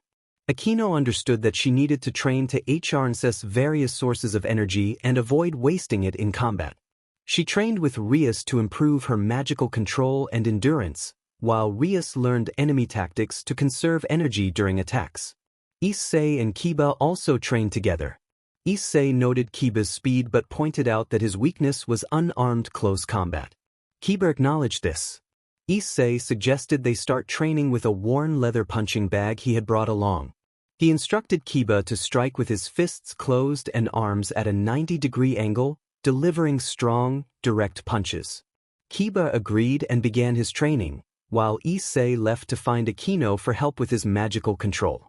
Issei asked Akino for a favor, requesting her assistance in focusing his magic. Akino happily agreed, and they moved to a quieter area near the house to avoid disturbing the others. She explained that to control or acquire magical abilities, he needed to visualize an image, concentrating all his energy in the palm of his hand. Issei imagined a thunderstorm with electric discharges, and as he focused, sparks of lightning began to emanate from his hand. Akino was impressed and encouraged him to continue training to ensure he wouldn't be harmed by Razor Phoenix. As the days passed, the members of the occult club trained tirelessly.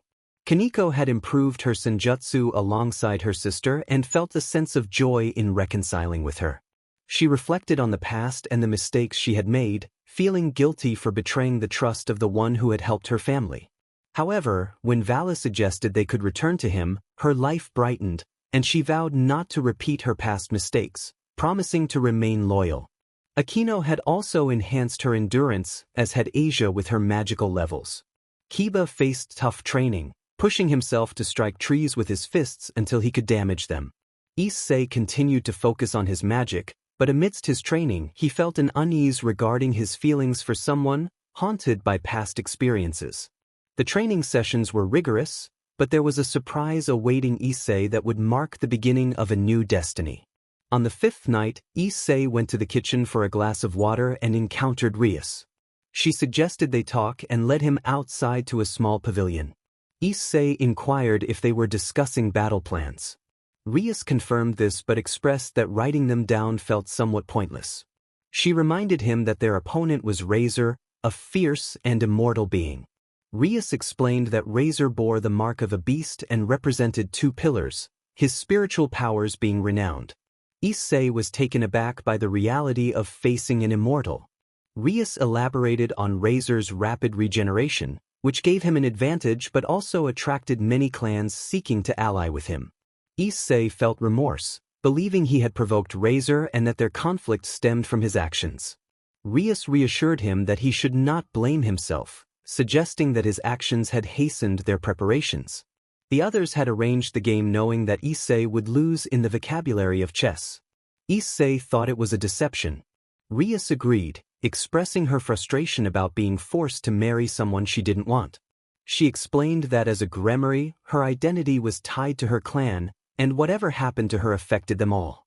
It was a matter of personal pride for her, and if she were to marry, she wanted it to be as Rias, not just as a gremmery daughter.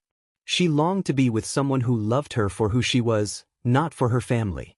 It might have been hypocritical of her, but she wished for that small dream to come true. Issei gathered his courage, despite the risk of having his heart broken again. He wanted to confess his feelings, even if Rias didn't take them seriously. He declared that he loved her just as she was, regardless of her being a demon or her family background. His words astonished Rias, bringing back memories of their time together and the moment he had confessed during a confrontation with his cousin. The emotions flooded back, and she felt tears well up as she remembered the letter he had written and the tragic loss of her beloved, who had fought against traitors. Holding his lifeless body, covered in wounds, had broken her inside, but this time would be different. She would love him and be faithful to him until the end, protecting him from all harm. Rias, blushing and with tears in her blue eyes, asked Issei what he had said. He repeated that he liked her, Rias Gremmery. Rias could hardly believe it. Issei had confessed his feelings, stirring a whirlwind of emotions within her. It was now her turn to reveal her feelings. She stepped closer and embraced him, tears in her eyes as she admitted that she loved him too.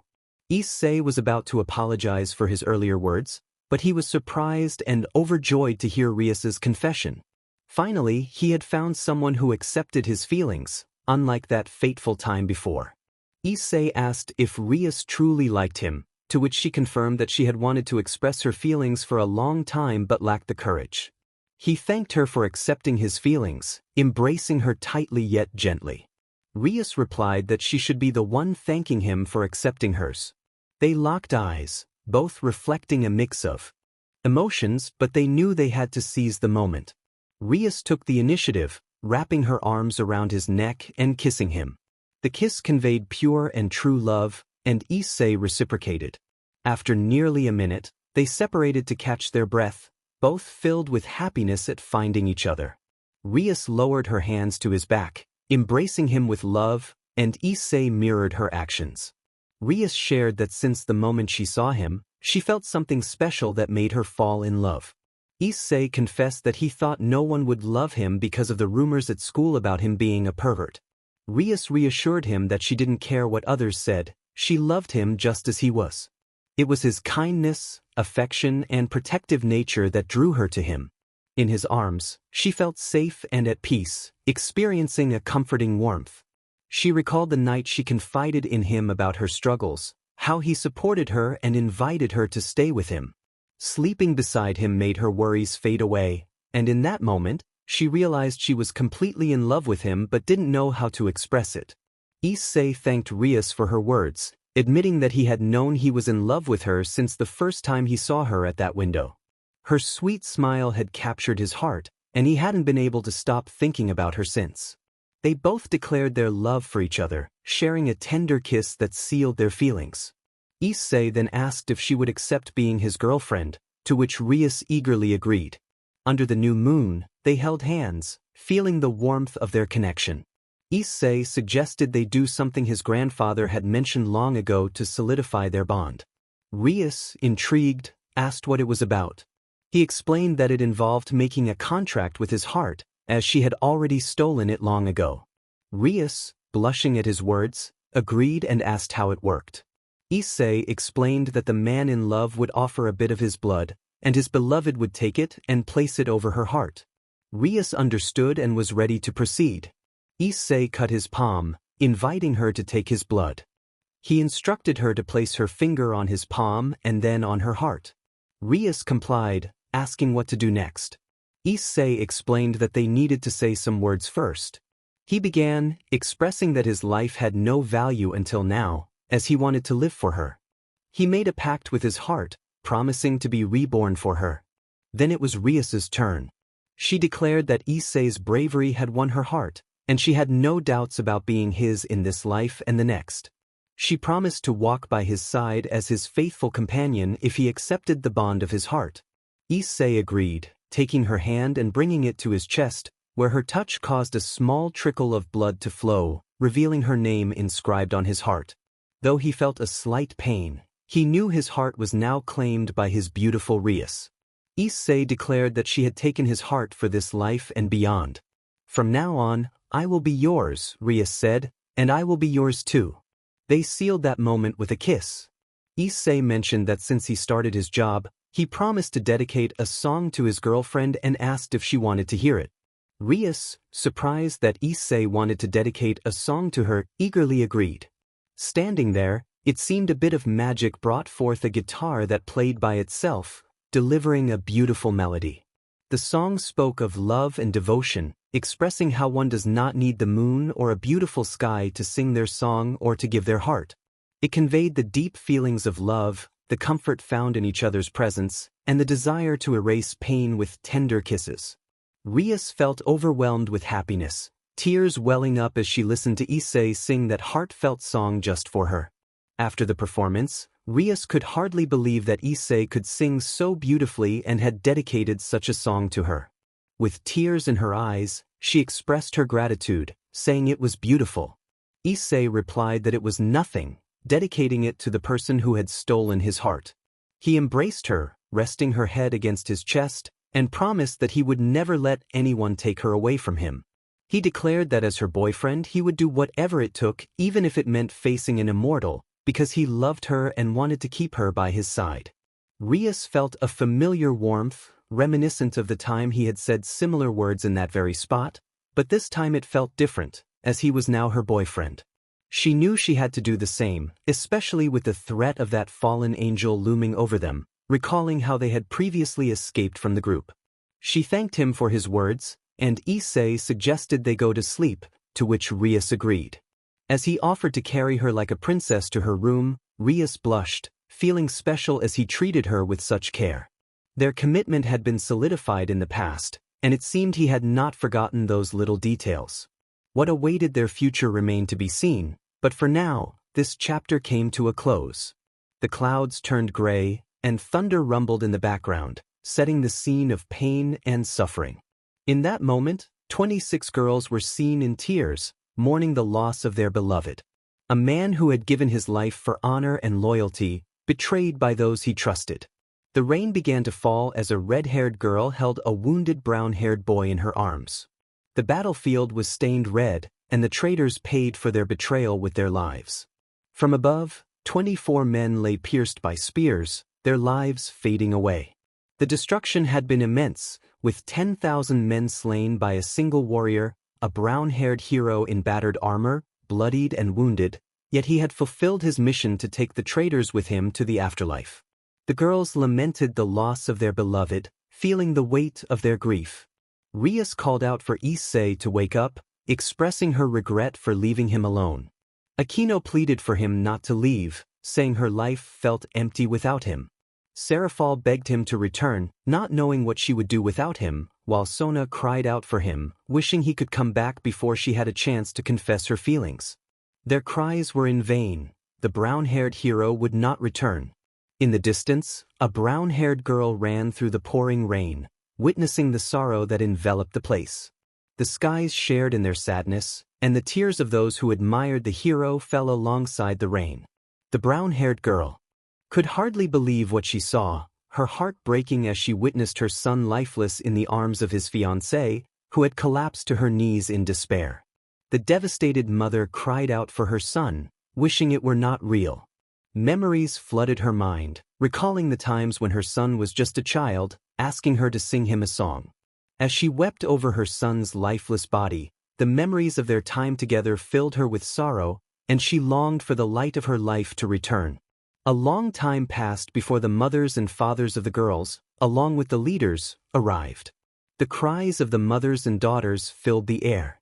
Miki called out to her son, urging him to wake up, expressing her desperation. This plea echoed, but it was clear that it was futile. One of the condemned, still clinging to life, spoke of a blue-haired figure, a fallen angel, whose dismembered arms were a testament to the chaos around them.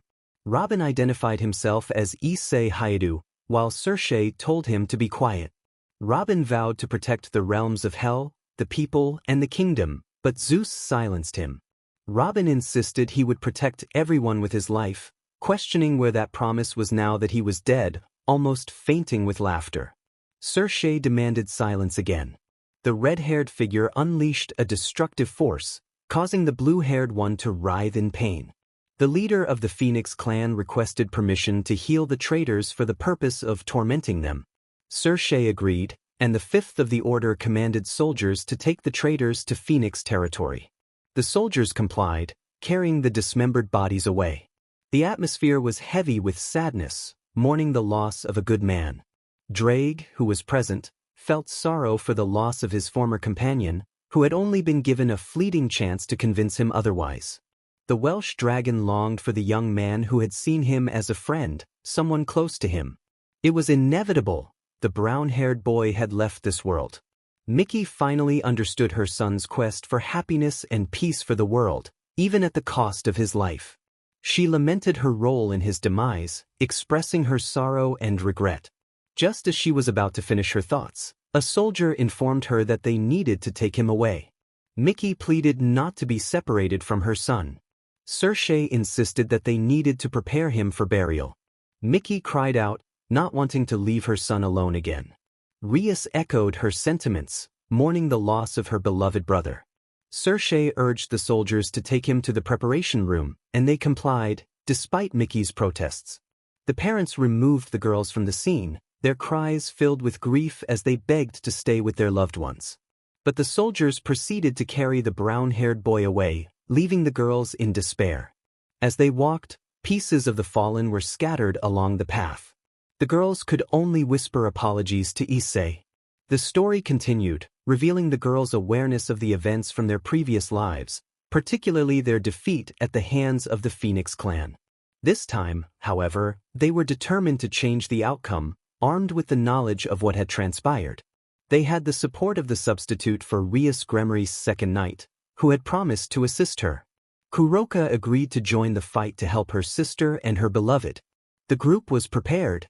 In the occult club, everyone was calm, even Issei, who was contemplating his next move. His focused demeanor surprised the girls, especially after his recent confession to Rias. They were all aware of the abilities of Razor's followers. Their thoughts were interrupted when Sona greeted Rias. She informed her that everything was ready. Issei asked about Sona's presence, and she explained that the raiding game was being monitored by another clan. They had volunteered to be part of Rias's first game for another reason as well. Suddenly, a maid named Graphia appeared, announcing that the magical circle was ready to transport them to the battlefield. As they prepared to enter the circle, Kuroka reassured Graphia that her participation was solely to protect her sister from suffering the same fate. This eased Graphia's concerns. Once in the new dimension, everything felt unchanged. Graphia welcomed them to the Gremry and Phoenix clans, explaining that the battlefield was designed to favor Rias and Razor.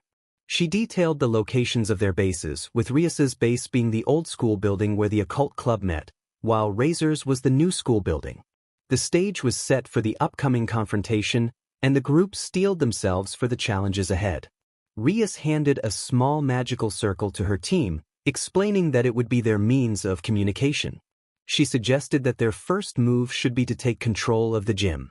Issei agreed, noting that if they secured the gym, they could easily gather information and protect the area around their club. He emphasized that controlling the gym would give them an advantage, similar to controlling the center in chess. Rias considered the strategy and decided that a rook would be more beneficial than a knight in this situation. She instructed Kaneko and Kiba to set traps in the forest to protect their front line. Kaneko summoned her familiar, and together with Kiba, they left to carry out their task. Issei decided to reinforce their defenses and called upon his familiar, Dango, to place traps nearby. Rias complimented Issei on how helpful his familiars were, to which Issei replied that he needed to ensure the safety of his princess and king. Akino teased Rias about her progress, and Rias instructed her to cast some spells in the forest and others in the sky.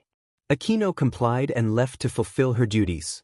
Issei, aware of Razor's cunning nature, decided to send out a familiar for reconnaissance. He summoned Kahaku, Slafer, Kakuyuo, and Sango, instructing Kahaku to stay behind while Kakuyuo and Sango transformed into human forms to gather information. They obeyed his command and set off. Issei secretly directed Slafer to follow Akino to assist her. Meanwhile, Asia had summoned Rase, the dragon. Rias instructed Kuroka to join Kaneko and Issei. Kuroka agreed, and they moved out, confident that their base was secure. Kahaku remained to protect their position while Slafer trailed Akino. Dango stayed with Issei, while Kakuyuo and Sango provided updates. Upon reaching the gym, they encountered Razor's rook and 3 pawns. Kaneko swiftly dealt with Razor's rook using her skills, while Kuroka eliminated one of the pawns. Issei used the Gauntlet of Drake to remove the twins from the battlefield. Kiba defeated the 3 pawns with illusions he created alongside Kaneko and the barrier set by Akino. As they were exiting, Kaneko realized she needed to maintain her distance from Razor's queen. Thanks to her familiar's warning, they evaded an incoming attack from the queen. Issei managed to protect Kaneko, sustaining only a minor scrape on his back. Akino engaged in battle with the queen, and the situation escalated as Razor's rook and 6 pawns emerged. Kiba was busy dealing with Razor's knight, while Kuroka faced off against Razor's bishop. Kaneko took on another rook, and Issei confronted 2 of Razor's pawns. An explosion marked Akino's clash with the queen, during which she managed to steal the queen's phoenix tear, weakening her. With Kiba finishing off the knight, Kaneko destroying the rook, and Kuroka defeating the bishop, Issei unleashed his lightning power on the remaining pawns, incinerating them. Only Razor remained, and to avoid complications, he dismissed his familiars. Issei declared that it was Razor's turn to fall. As Issei ascended to the roof, his demonic and draconic wings unfurled. He instructed Rias to stay back and watch as he faced Razor. Rias expressed her support, and Issei shared a brief moment with her, transferring some energy through their bond. Razor taunted Issei, claiming he would defeat him and eliminate Rias's allies to be with her. Issei vowed that no one would take his beloved from him. The battle commenced as Razor unleashed his fiery wings and a fireball. Issei called upon Drake for a power boost and prepared for the fight. He charged at Razor, dodging his attack and countering with a lightning strike that caught Razor off guard. With a swift motion, Issei struck Razor in the stomach, leaving the girls astonished. Razor retaliated with punches, but Issei skillfully evaded, waiting for the right moment to counterattack. He unleashed a series of powerful blows, draining Razor's energy and disrupting his rapid regeneration. Issei challenged Razor, taunting him about his strength. Razor, in pain and bleeding, prepared to strike back, but Drake signaled that he was ready. Issei activated his balance breaker, and the armor of the Red Emperor Dragon enveloped him. He declared that Razor would regret threatening Rias. With enhanced strength and speed, Issei relentlessly attacked Razor, landing blow after blow. Razor struggled to defend himself, unable to counter Issei's onslaught. In a final decisive strike, Issei knocked Razor down. As Issei began to withdraw, Razor seized the opportunity to attack Rias, who was nearby. Issei summoned his remaining strength and rushed to her side, landing a powerful punch in Razor's stomach. He declared that Razor would pay dearly for his actions, sending him flying with a surge of magical energy. A brown-haired boy lay on the ground with a serious injury, having fought valiantly against a phoenix. Rias Gremory had won the game. He struggled to rise after fainting from exhausting all his energy. As he fell into Rias's arms, he realized he had nothing left to give and only needed a moment of rest, for soon he would receive a reward from his beloved. Rias expressed her gratitude, acknowledging his efforts for her, and promised him a reward, asking him to wait. She gently kissed his lips. The girls nearby were worried and surprised by the armor and the intense confrontation. Earlier, Issei had told Surzek that if he won, he would forgive Kuroka for her past crimes, believing she was not a bad person. Surzek agreed, provided Issei won and promised not to compromise Rias again. However, there was another question lingering: was there someone else besides Reina who had broken the brown-haired boy's heart? The sun rose over the city of Kwa. In a room, a brown-haired boy with battle scars lay in bed, while a red-haired girl slept peacefully beside him. He felt heavy and confused, sensing movement beneath the sheets. When he looked, he saw Rias Gremory, his girlfriend, lying on top of him. He thought she looked beautiful while sleeping and decided to return to sleep as she stirred. Rias admired him as he slept, eagerly anticipating the night when she would give him his reward. She gently urged him to wake up, kissing his lips as she nestled back against his chest. He greeted her warmly, and she returned the sentiment. Curious, he asked why they were in such a position. Rias explained that she needed to heal him and that as his girlfriend, she wanted to be close to him. Accepting her explanation, Issei suggested they go on a date now that he was awake. Rias happily agreed, and they planned to meet at the park. Before leaving through a magic circle, she winked at him, declaring that he would be hers that day. In her room, she prepared for their romantic evening together. Time passed and soon it was time to meet. In the park, Issei wore a blue shirt, denim pants, and blue sneakers. Rias arrived in an orange shirt, a white skirt, and a brown bag. He complimented her beauty, and she returned the favor, calling him handsome. They decided to make the most of their time together, walking hand in hand around the park, sharing sweet moments as Issei wrapped his arms around Rias's waist while she leaned against him. They visited the mall, played video games, enjoyed ice cream, and more. However, Rias had something special planned for the evening. They finally went to the cinema to watch a romantic movie. As the afternoon wore on, Rias expressed how much she enjoyed their time together, and Issei agreed, feeling lucky to be with her. Rias hinted at a surprise waiting for him that night, making him curious. After their date, they shared a kiss that was filled with excitement, surprising Issei with Rias's enthusiasm. As she whispered that she was eagerly waiting for him, he felt a rush of emotions. After she left, he headed to the gym, recalling his battle against the Phoenix. Meanwhile, Rias was at home with a mysterious box. She planned to give Issei a reward for everything he had done for her. Inside the box, she found a small red necklace fragment and a piece of a golden necklace, remnants of a past event. She worked diligently to prepare Issei's room, envisioning it as their love nest after that night. As the sun set, Rias admired her handiwork, changing the sheets to soft fabric, laying down a feather rug, and placing heart-shaped pillows on the bed. In another room, she dressed in a way that she hoped would impress Issei, holding a potion given to her. Issei returned home from work, feeling tired but excited about the surprise awaiting him. After dinner with Asia and his mother, he went to his room and was taken aback by the transformation. The soft sheets and the new rug made the space feel entirely different, setting the stage for a memorable evening ahead. There was a note. Issei was instructed to sit on the bed and put a piece of cloth over his eyes, then wait. He tied the cloth around his eyes, feeling the suspense build. Not long after, he heard the door open and a sweet voice called out to him. Rias told him it was time to remove the blndfld.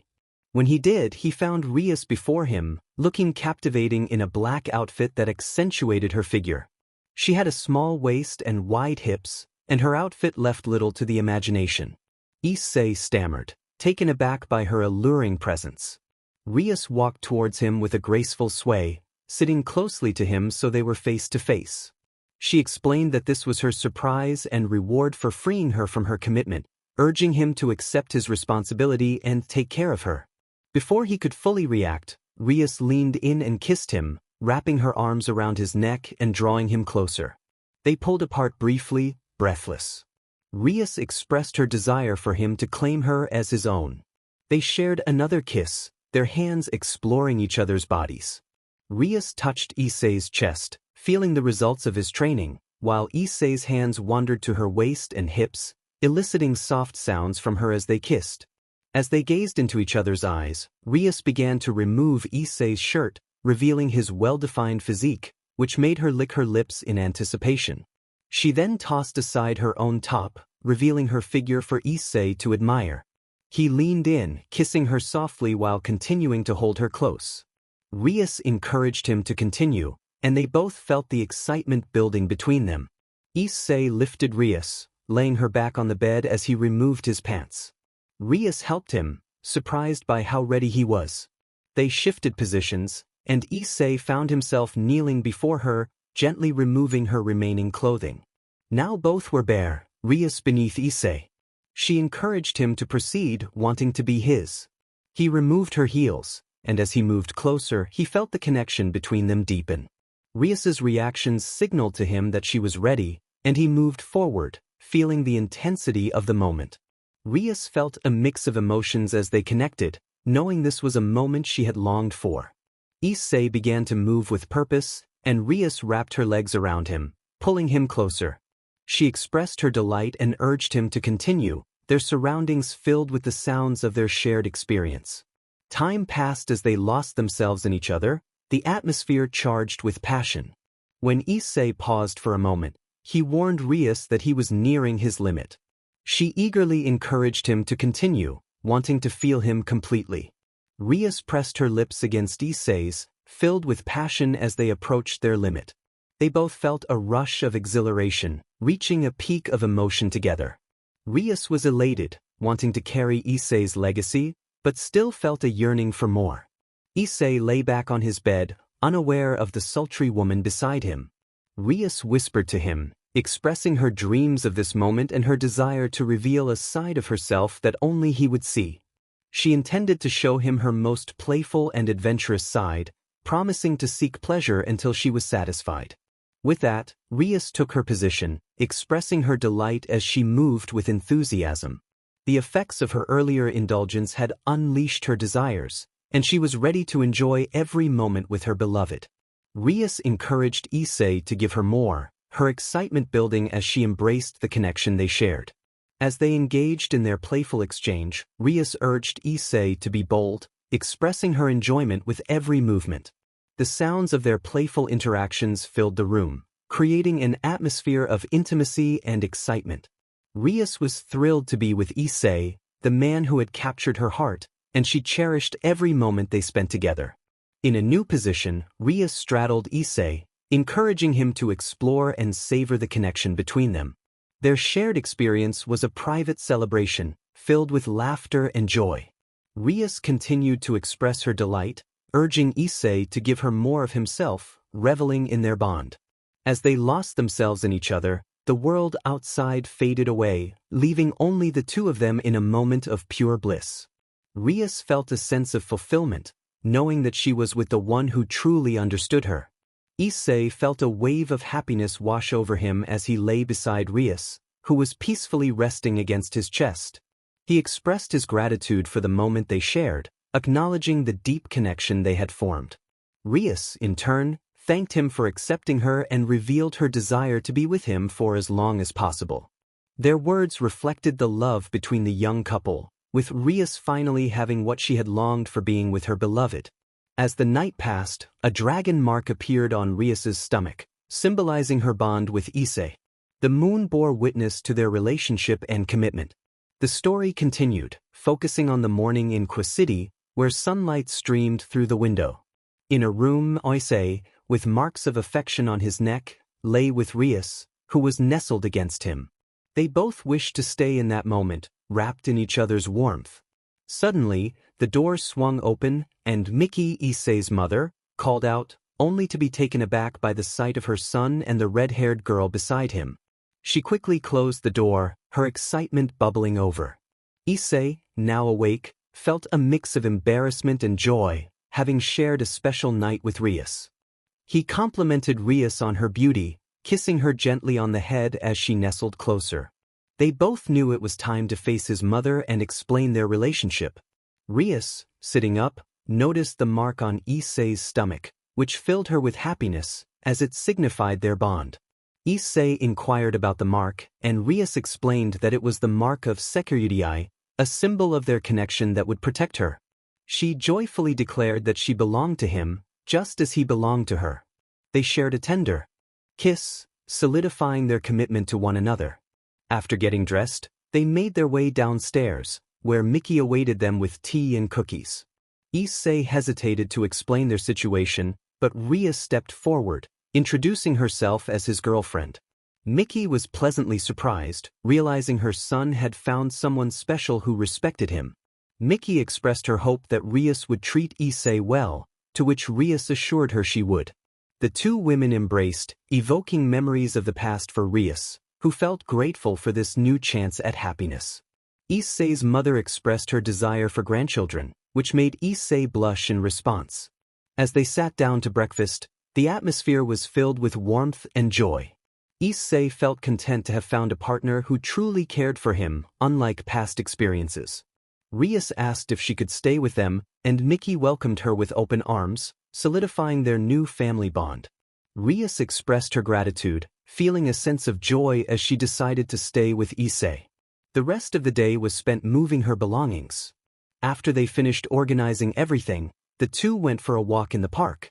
Issei shared his feelings, saying how happy he felt being by her side, as if something he had lost had returned.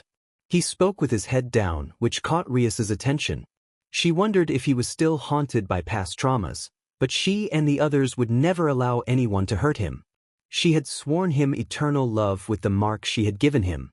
Rias reassured Issei, promising that she would never let anyone harm him, or she wouldn't be a true girlfriend. She offered him a smile that many would long for, but it was meant only for him. Unable to contain himself, Issei knelt down and embraced her at the waist. With tears in his eyes, he thanked Rias for accepting him as her boyfriend and for making him feel loved again. Rias, unable to hold back her own tears, hugged him tightly and expressed her feelings. She told him not to worry, as she knew he loved her for who she was, not for her name or as a trophy. She declared her love for him, promising to cherish him until the end of her days. Rias lifted Issei's face, encouraging him to stand, and when he did, she gave him a warm kiss, wrapping her arms around his neck while he held her at the waist. The mark on Issei glowed a deep red on his chest as they deepened their kiss. They returned home and settled into Issei's room to sleep together as a couple. The next morning in Kwa was special for Issei, who had recently become the boyfriend of a beautiful woman. They had been sleeping together since she expressed her desire to be with him. Issei felt no discomfort, as he was determined to protect her from anyone who might threaten her. He reminded Rias that they needed to get ready for school, and she agreed. They went downstairs for breakfast with Asia and Issei's mother. Rias informed them about a club meeting at their place, asking if there would be any issues. Issei's mother encouraged them to proceed. Rias explained that they couldn't hold their usual meeting at school due to annual cleaning in the building. As they walked to school, Issei felt a sense of pride walking alongside Rias, who leaned against him like a love-struck maiden. Their presence drew attention, especially from envious boys who admired Rias's beauty and felt proud that she was his. Issei's dragon instincts began to awaken, while the girls at school were surprised by the couple's affection. Tsubaki pointed out to Sona that Rias seemed to have used a potion, while Sona noted that Rias had been with Issei. Momo wondered what they should do, and Sona advised them to wait for the right moment. Rhea expressed her hope that it would be soon, as she couldn't imagine life without him. All the girls nodded in agreement. As they parted ways, Rias kissed Issei, leaving him in shock but pleasantly surprised by her affection. He then met up with his friends, who teased him about finding a girlfriend before his debut. Issei reassured them that he wouldn't become arrogant like others and was focused on his plans, including ruining someone's reputation. Meanwhile, Zenobia and Irina discussed their excitement about seeing Issei soon. They both expressed their determination to not disappoint him this time, vowing to stand by him through thick and thin. Back in Kwa, classes ended, and the girls from the occult club headed to Issei's house.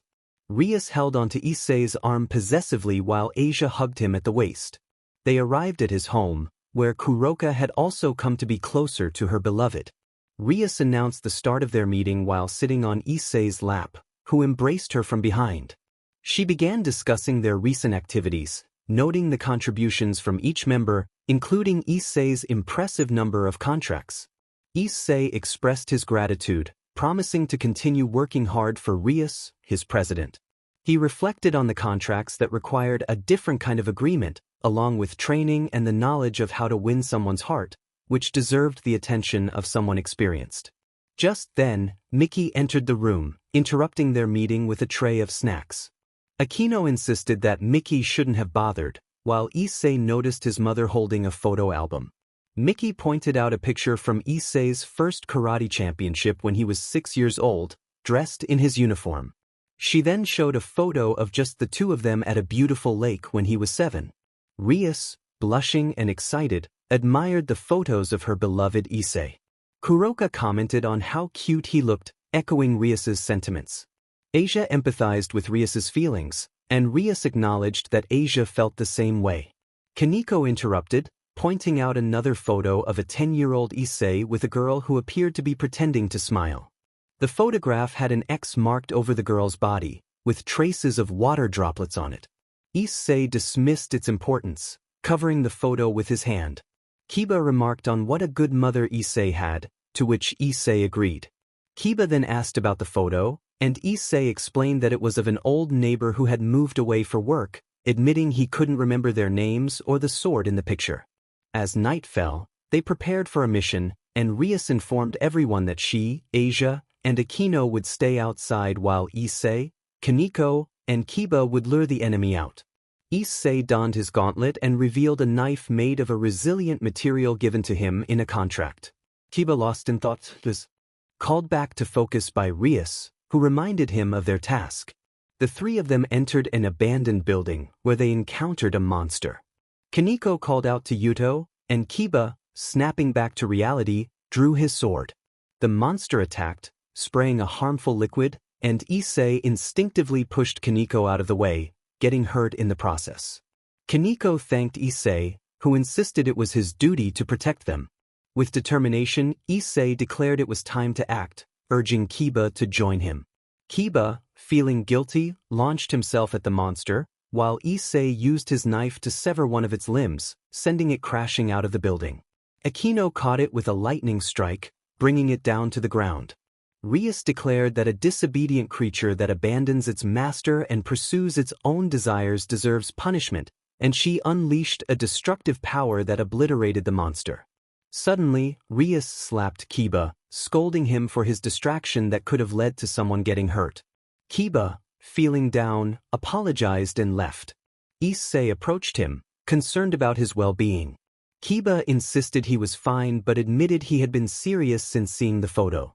Issei pressed him, and Kiba revealed that he lived not for Rias but for revenge, specifically to destroy the holy swords, with Excalibur as his main target.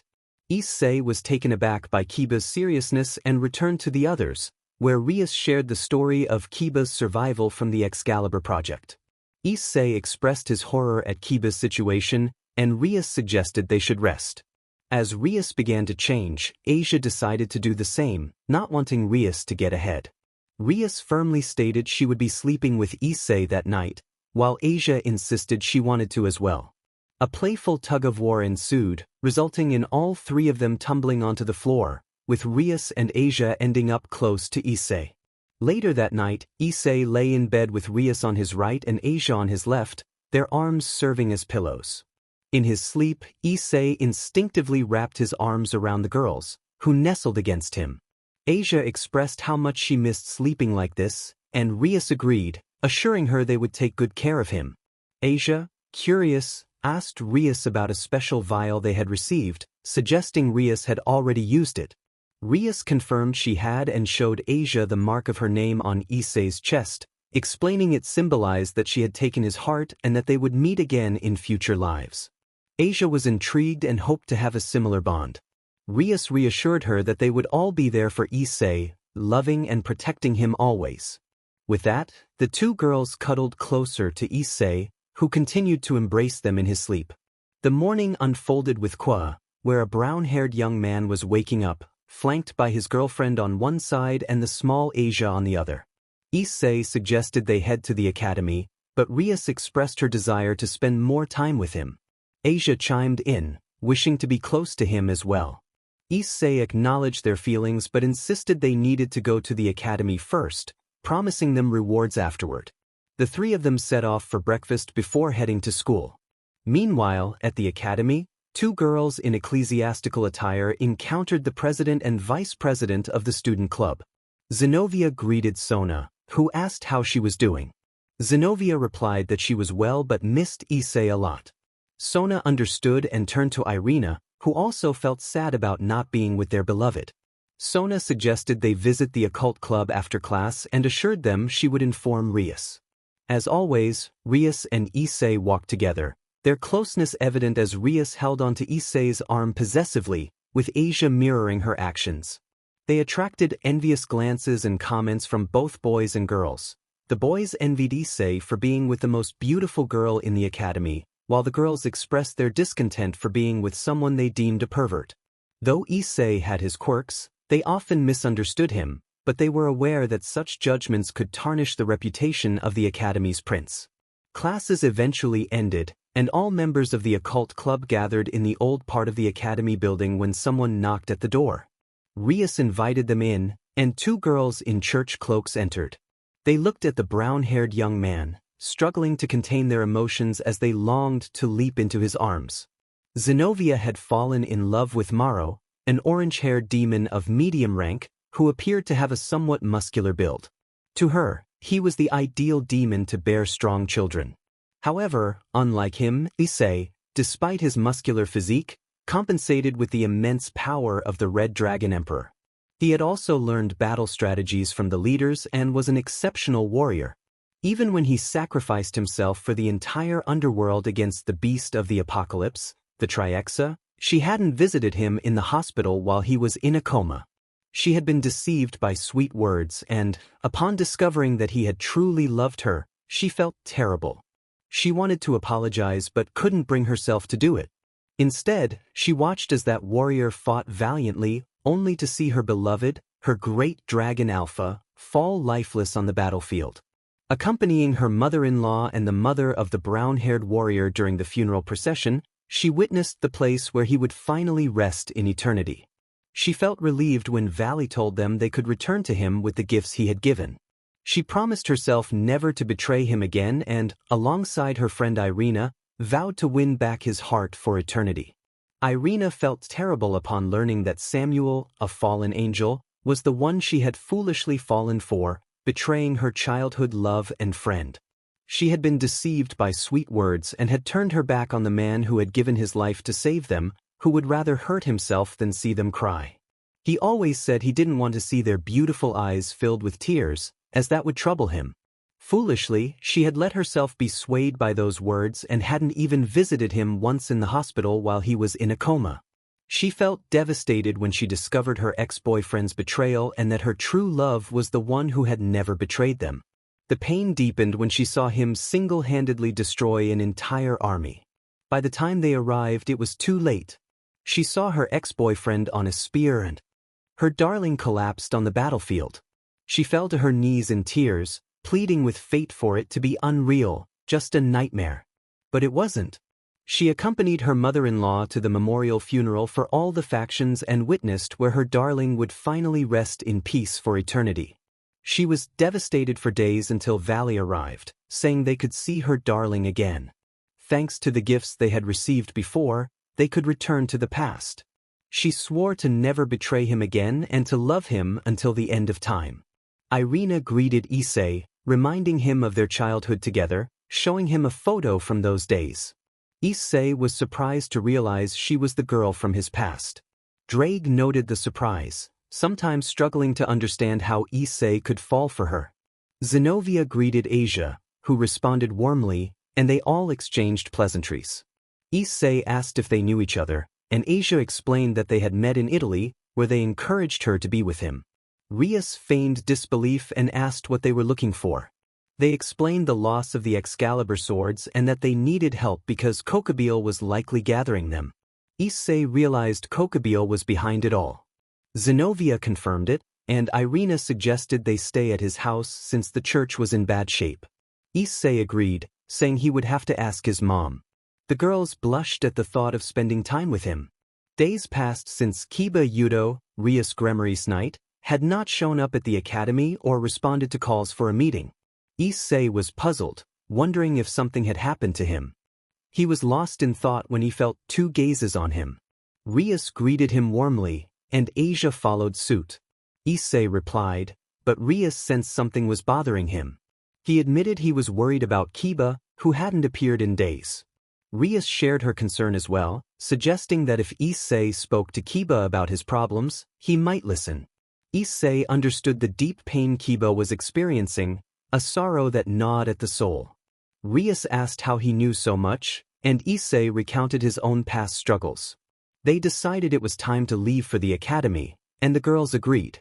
After classes, they spoke with Sona Citri's pawn to accompany them to an abandoned chapel to search for their missing knight, which he agreed to, feeling saddened by the story they had shared. The girls from the church and the Nicomedes accompanied him to see where he was. The brown-haired boy pondered whether what his girlfriend had told him about the blonde's past was true. He felt an immense pain and realized that his reason for living was revenge against those involved in that project. In a way, he could help the blonde as his companion, as he too had suffered. On their way, they encountered Kiba, the person they were looking for. Issei approached Kiba, expressing his need for assistance. Kiba inquired about the reason for Issei's request, knowing he was already searching for something. Issei explained that he had matters to settle with certain individuals. Kiba agreed to help, and they decided to head to the same location where they had defeated a demon before the abandoned house. Issei felt that it would be a meeting point for their adversaries and suggested they meet at 7 in the evening. As night fell, Issei was delayed by some work he had to finish. True to their plan, they arrived at the designated place, but something felt off. There was an additional presence. Issei warned Kiba to be cautious. Suddenly, Fried attacked Kiba. Fried taunted them, revealing that he had come looking for them. Issei acknowledged Fried's presence, expressing his surprise at seeing him there and asked if he had recovered from his injury. Fried's anger grew with Issei's words, while the brown-haired boy simply smiled. Fried declared that he had come for revenge, not only for his injury but also for his previous encounter with a certain swordsman. Kiba was ready to confront him, but Fried revealed that he was not alone. Out of nowhere, 10 hooded figures appeared, armed with swords. Issei quickly assigned tasks to his team. Kaneko and Kuroka would handle the two on the left, Zenosha and Irina would take on the two on the right, and Saji would deal with one of the left-side attackers, aiming to eliminate 5 in total. Kuroka questioned Issei's confidence in taking on 5 by himself, but he assured her he was ready. Kiba was tasked with delivering some cuts to Fried on Issei's behalf. The group launched into action against their foes. Issei introduced his magical sword, a striking black and gold weapon adorned with a skull. The battle was intense. The Nicomedes used their senjutsu to defeat their targets, while the exorcists fulfilled their missions as well. Saji faced some difficulty but ultimately succeeded in overcoming his opponent. As for the brown-haired boy, the attackers who had come with Fried were no longer a concern. Fried was frustrated, realizing that his allies had failed him. Kiba pointed out that only Fried remained, initiating a sword duel with the renegade exorcist. In a moment of distraction, Saji managed to trap Fried with his sacred gear. But then, a voice echoed through the chaos. It seemed that the sword had worked correctly. A stout man in ecclesiastical robes appeared. Kiba recognized the voice. It belonged to Balba Galilei, the leader of the sacred sword experiments. Fried greeted Balba, acknowledging his arrival. Balba instructed Fried to concentrate the energy of his body into the sword.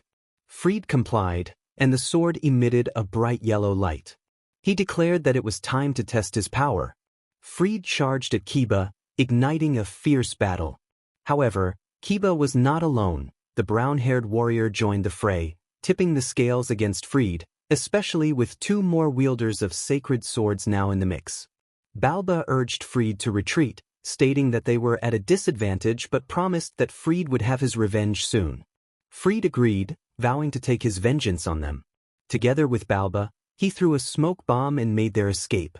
Kiba insisted they pursue them, but Issei stopped him, saying he needed to talk to Kiba. Kiba was curious about what Issei wanted. Issei instructed Kaneko and Kuroka to inform Rias about what had happened, while Saji was to tell Sono about the situation. He asked them to say it was his fault, as he had suggested they come along. He then told Zenosha and Irina to go with the others, promising he would catch up with them soon. The girls left and the two members of the Gremory group teleported away. Kiba and Issei found themselves in the Park, where they sat on a bench. Kiba asked Issei what he wanted to discuss. Issei, with a serious tone, inquired why Kiba sought revenge. Kiba shared the story of the experiments done on his friends and himself, explaining how they had helped him escape, leaving him as the only survivor who vowed to take revenge. Issei reflected on Kiba's motivations, acknowledging that he understood the pain of seeking vengeance. Kiba, surprised, asked Issei how he could relate. Issei revealed that he had once lived for revenge as well. Kiba listened intently as Issei recounted a past incident that had changed his life. Issei showed Kiba an old newspaper clipping that detailed a tragic event. He admitted to being responsible for that incident, shocking Kiba, who had heard of the event but did not know Issei's involvement. Issei explained that he had been driven by a personal vendetta after being betrayed by someone he loved. This betrayal led him to a dark path where he overheard plans for a violent attack on a place he held dear from his childhood. Kiba pressed for more details, wanting to know how Issei's story connected to the violence. Issei explained that his anger had boiled over when he learned of the impending attack on a kindergarten where he had made friends. Fueled by rage, he followed the perpetrators, determined to stop them. He had found a sword buried nearby, which he used in the confrontation.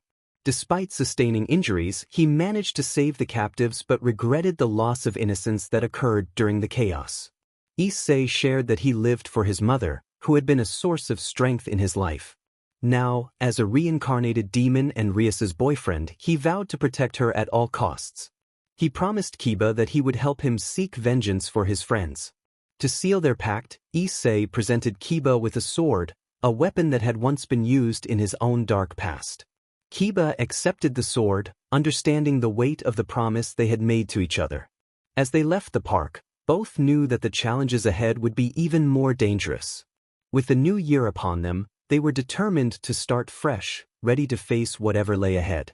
In this story, Issei had just resolved an issue with Kiba, although he remained concerned about Kiba's situation. Rias acknowledged that Kiba had suffered greatly in the past, but he had become stronger over time. Issei understood that Kiba had not only trained physically but also mentally to overcome his trauma and focus on his goals, which included seeking vengeance. Rias reflected on Issei's thoughts, feeling a mix of doubt and concern about what he might be going through. She remembered the pain she had caused him in a past life, a scar that would not easily heal. However, she pushed those thoughts aside, knowing that they needed to be prepared for the upcoming battle against Kokobile. The morning arrived and the couple woke up, ready for what lay ahead. They headed to the academy, where the presidents of the occult club and the student council, along with their teams, gathered to witness the confrontation with Kokobile. As they arrived at the location, Fried appeared unexpectedly, taunting them. Issei confronted Fried, warning him not to underestimate him. Fried mentioned that his boss wanted to speak with them, just as the sky darkened and Kokobile descended with 10 dark, crow-like wings. Kokobile introduced himself to Rias, revealing his intention to bring chaos to the academy. Rias accused him of wanting to incite a war among demons, angels, and fallen angels, which Kokobile confirmed. He launched several light spears toward them, but Issei quickly created a wall of earth to protect them. Rias urged everyone to safeguard the academy, and they prepared for the battle ahead. That night, the Citri group formed a barrier around the academy while Kokobile loomed above in a castle, taunting them. Rias declared their intention to confront him, and Kokobile suggested they play with his pets. Issei recognized the Cerberus, the Hellhound, and prepared to assist his friends. As the battle began, Rias and Aquino were caught off guard by an attacking Cerberus, but Issei intervened just in time, pushing them out of harm's way. He confronted the beast, vowing to protect his friends. With determination, Issei prepared to unleash his power, charging up for a significant attack. As his allies engaged the Cerberus, Issei focused on increasing his strength, ready to fight for those he cared about. The tension in the air was palpable as they braced for the challenges ahead, united in their resolve to protect their home and each other. Issei felt a surge of power as he prepared to transfer it to Rias and Aquino. Drake informed him that his power had doubled due to his assistance on the battlefield. Issei was amazed and called out to Rias and Aquino, signaling them to get ready to receive the power of the Red Emperor Dragon. With a determined focus, Issei activated the boosted gear, transferring his power to them. Rias and Aquino unleashed their full strength to confront the Cerberus.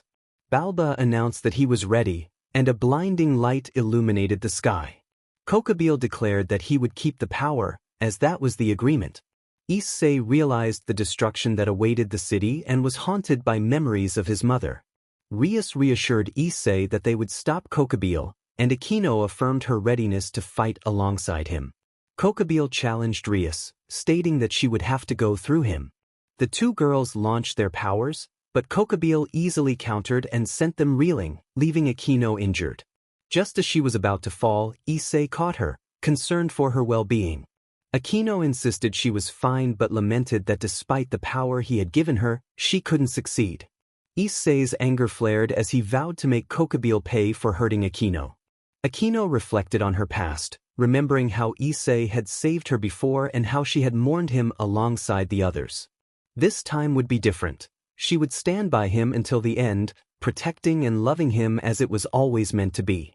On the battlefield, Kiba faced Balba, introducing himself as one of the survivors of the Sacred Sword experiments.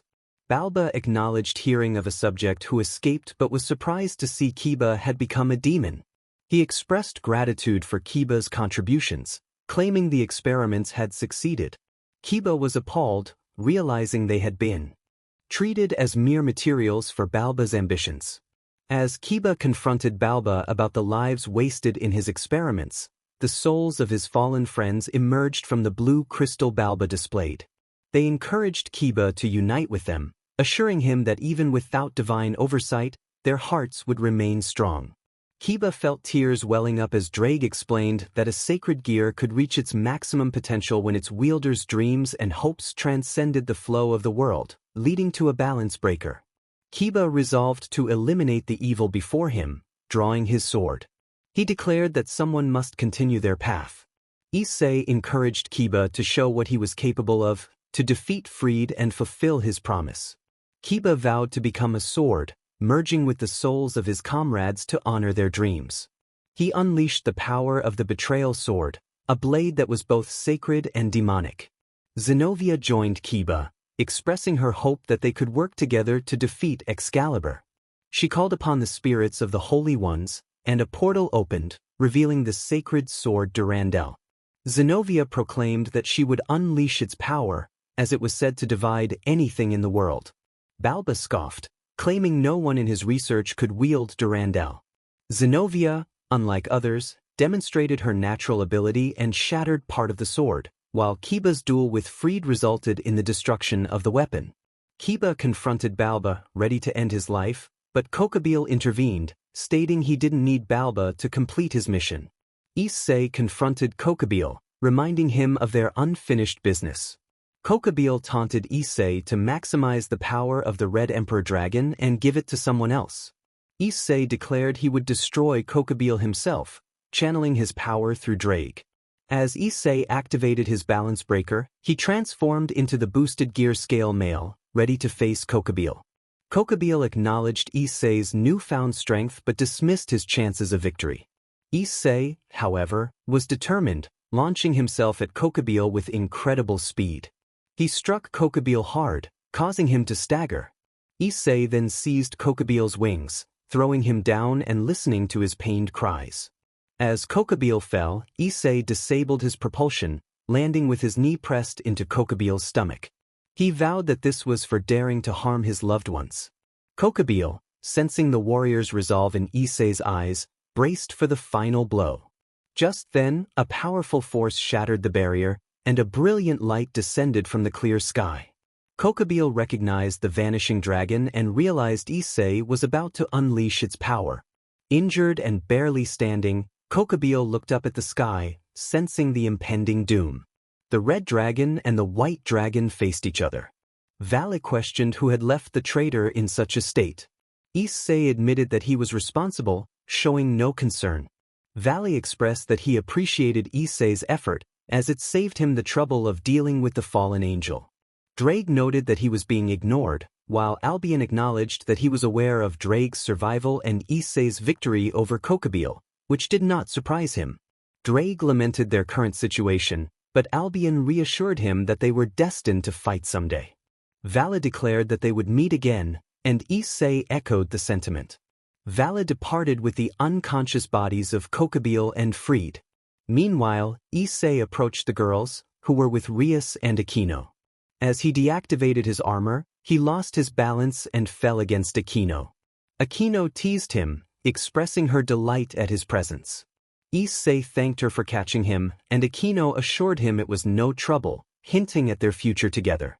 After the battle with Kokubio, Issei was under Rias's care, who was lovingly tending to him. He felt immense happiness from her affection, though he was slightly worried about the white dragon. His concerns faded when he felt Rias's lips on his. Rias asked what he was thinking about, and Issei shared his thoughts on the attack and his desire to protect those he loved.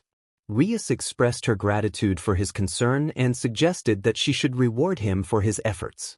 As Rias leaned in to kiss his neck, Issei felt a rush of excitement.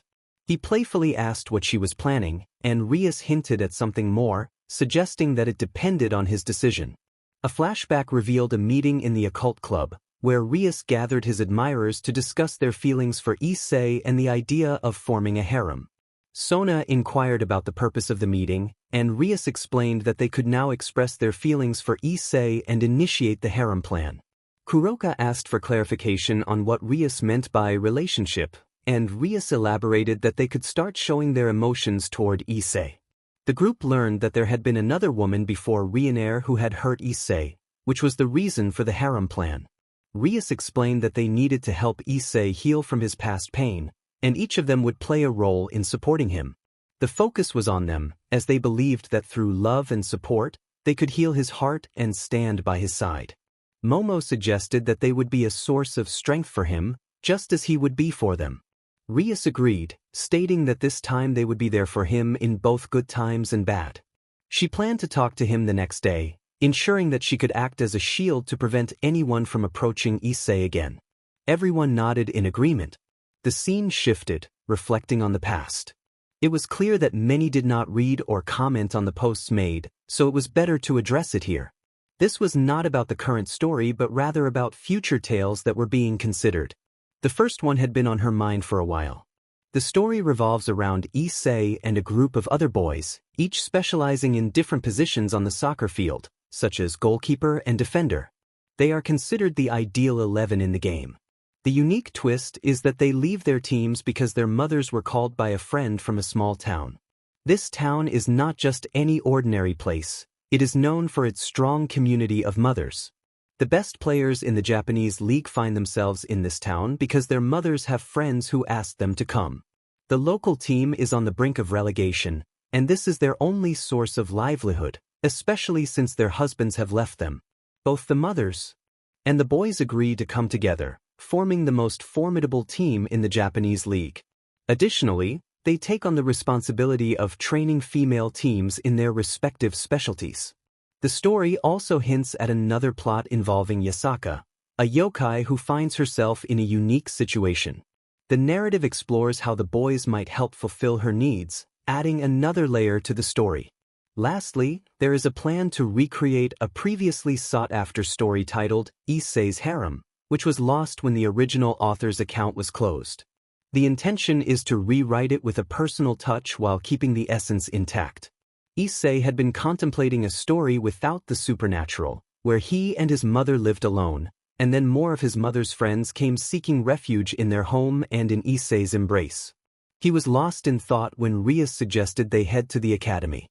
Everything was calm, but Issei, with his brown hair, was deep in thought. The arrival of the White Emperor troubled him.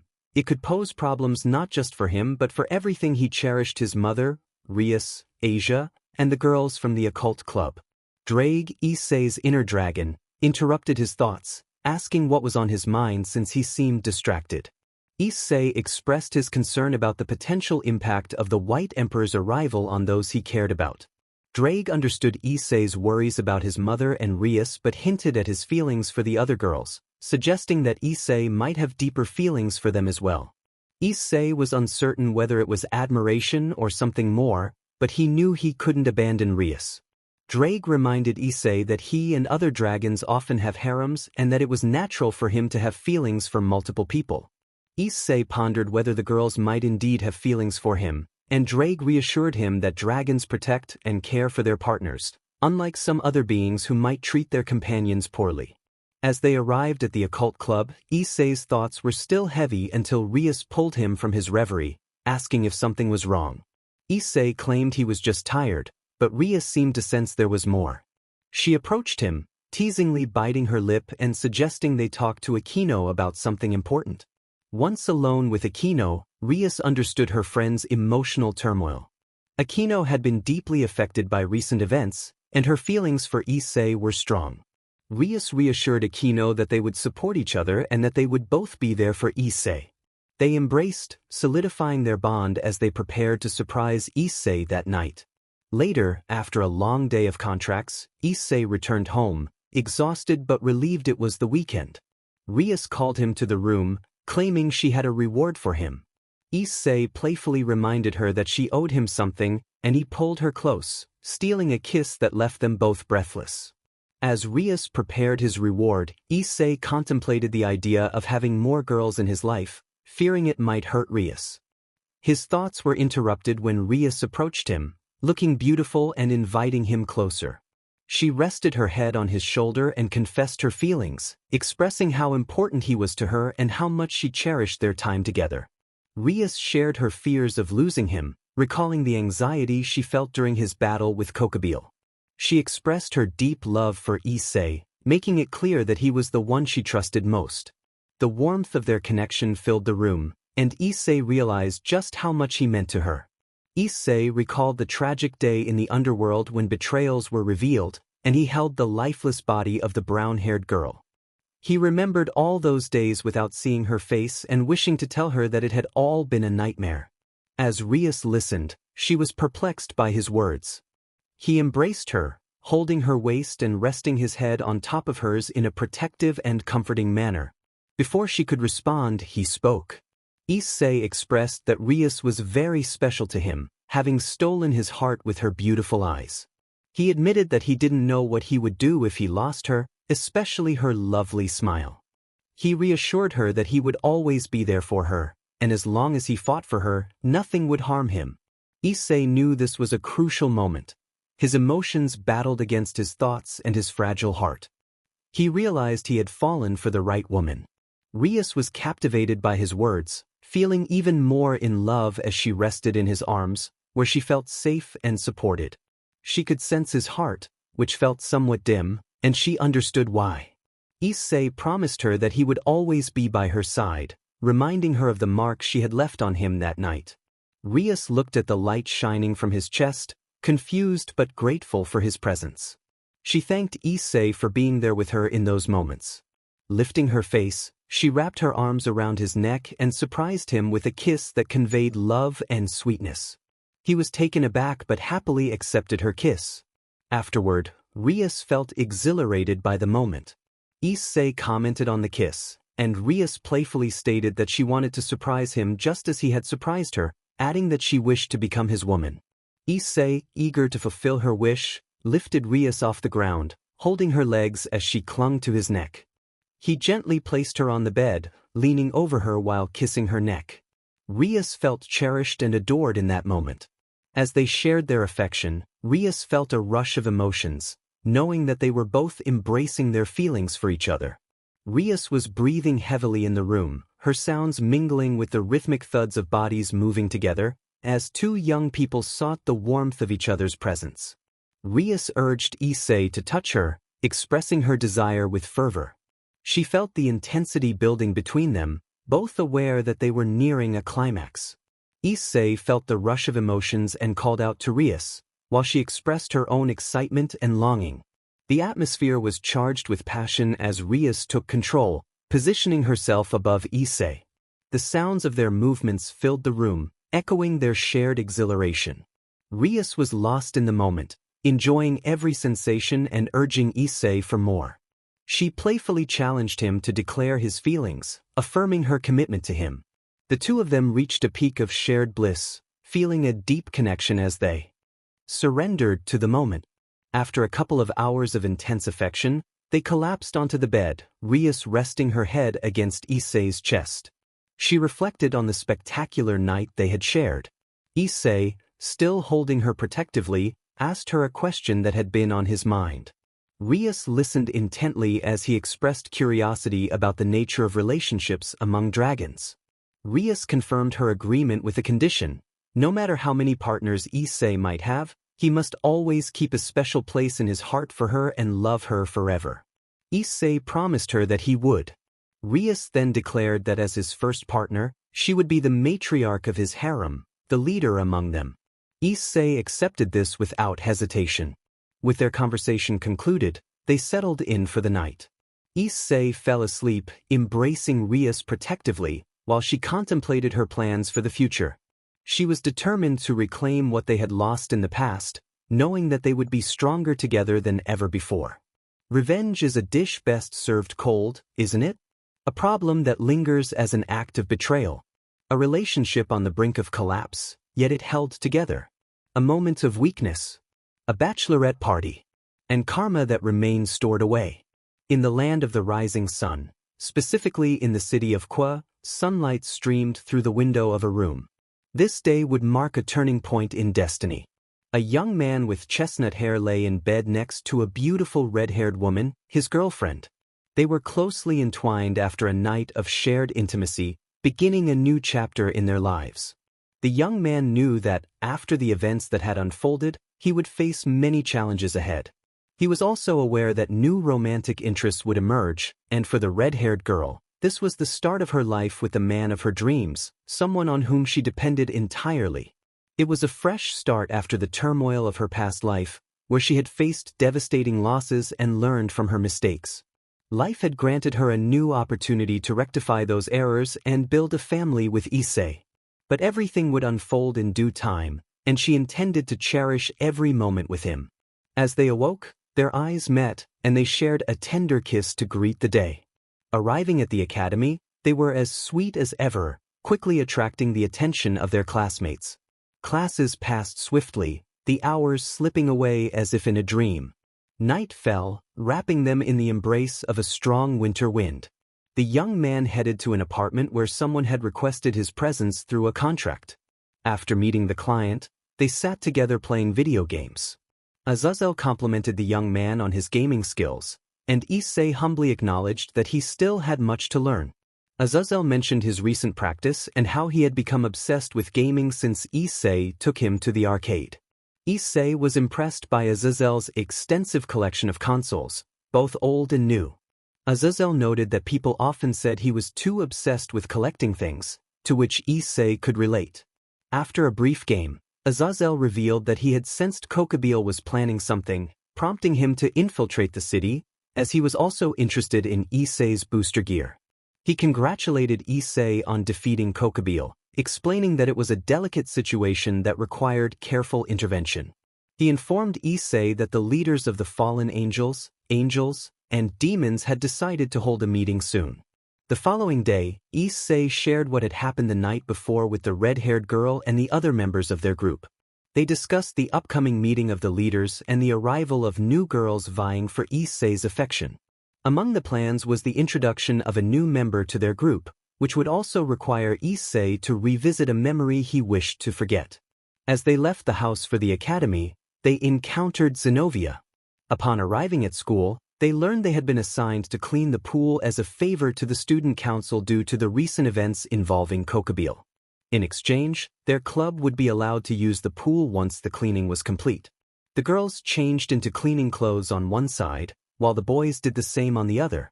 In the girls' locker room, they discussed a little plan they had devised. Meanwhile, in the boys' locker room, Kiba promised Issei that he would protect him no matter who came looking for him. Issei was taken aback by Kiba's sudden declaration, but he appreciated the sentiment, even if it felt a bit awkward. As they prepared to leave, Issei's arm transformed partially into that of a dragon. Confused, he wondered why this was happening, especially after Akino had drained his energy not long ago. Drake warned him to be cautious of the formidable presence of power he had encountered. Issei realized that he had come into contact with the leader of the fallen angels, a being of immense power, and that this transformation was a natural consequence. Meanwhile, the girls were discussing their feelings for Issei and what they could do to win his heart. Akino, in particular, was eager for the day she had set for her beloved to return, as a significant event was about to unfold. Suddenly, Kiba burst in, announcing that something was wrong with Issei.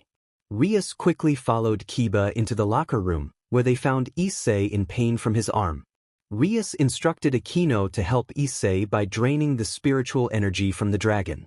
After a while the others continued cleaning, Akino attended to Issei in the locker room. As she drained his energy, she playfully touched his arm, expressing her mixed emotions about being so close to him. Issei was taken aback by her words, feeling a strange connection between them as they locked eyes. The atmosphere grew tense, and each breath felt charged with unspoken feelings. The air between them was tense. He knew this was wrong, but something deep inside urged him to take action, to draw closer to her beautiful lips. The lovely woman in front of him made his heart race.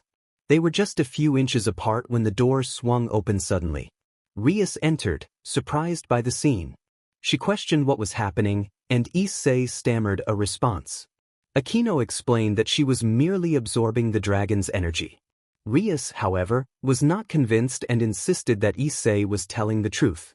Rias, feeling frustrated, pinched Issei's cheek as a sign of her annoyance. She confronted him about deepening his relationship with Akino, the woman of his dreams. Issei protested, but Rias, upset, decided to leave them behind. He thought to himself that this would cost him dearly. Akino noted that Rias seemed jealous, finding it endearing. She remarked that their relationship was growing stronger. Once outside, they found the pool filled with water. Rias suggested they swim to lift their spirits, and everyone agreed enthusiastically. Rias asked Issei what he thought of their swimsuits, and he complimented her beauty. Akino then asked about her own swimsuit, and Issei praised her as well. Asia showed off her swimsuit, receiving a kind response from Issei, while Kaneko and Zenobia also displayed theirs, both earning compliments. As they prepared to head to the pool, Rias stopped Issei and asked him for a favor. He agreed, unaware of what was to come. Rias counted down, and Issei thought to himself that he never imagined all the girls would want to learn to swim. Rias continued counting, and after some time, it was Akino's turn to join in. After a while, Asia and Kaneko grew tired from all the swimming. Just then, someone called out. Rias asked Issei to come over for a moment. He approached her, curious about what she needed. Rias requested that he apply some sunscreen for her.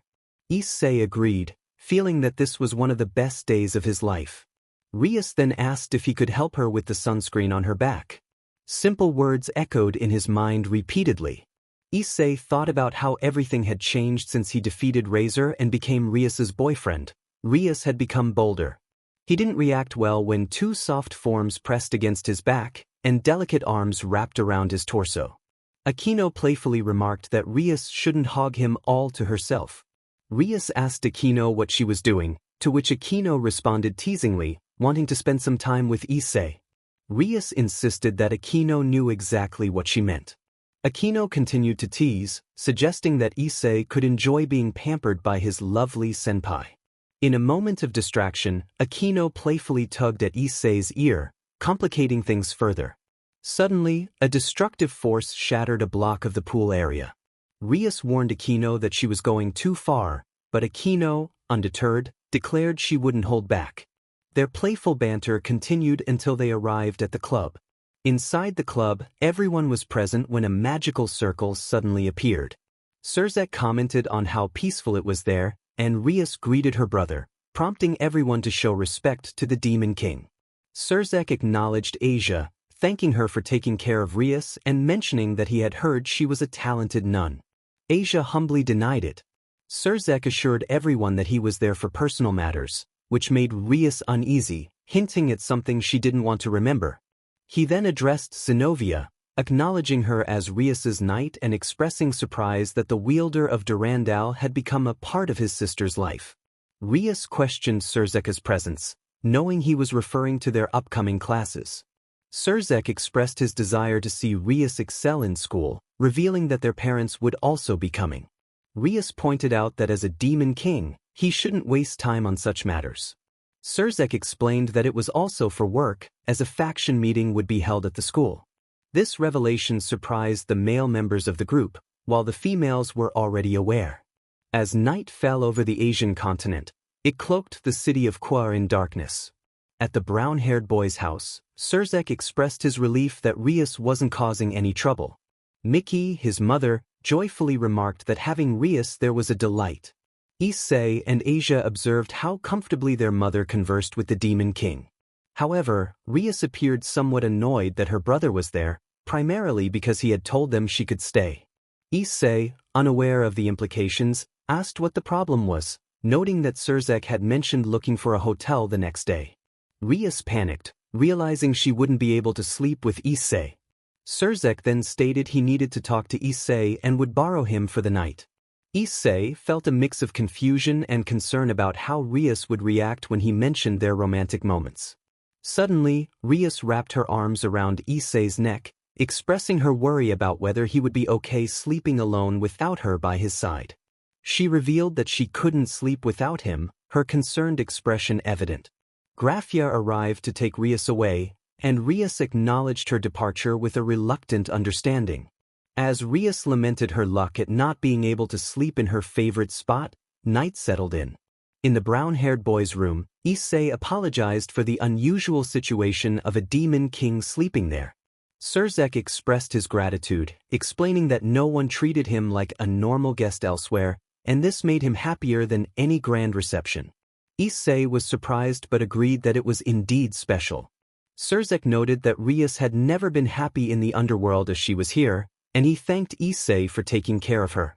Issei promised to honor Serzek's words and take his responsibilities seriously. Serzek then suggested that Issei could call him by his name, or even brother if he preferred.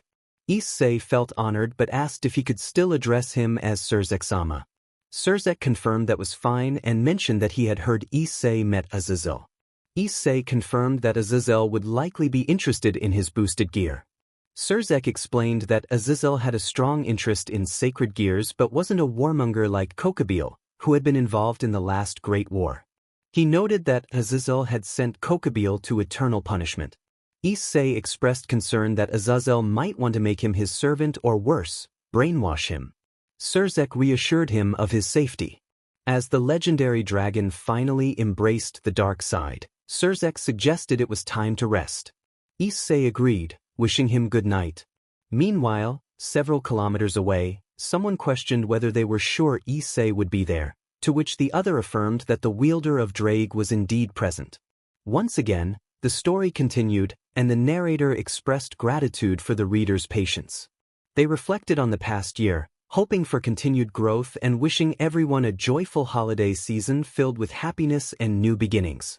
The narrator acknowledged the delay in releasing new chapters due to recent changes in guidelines, but reassured everyone that their stories remained safe.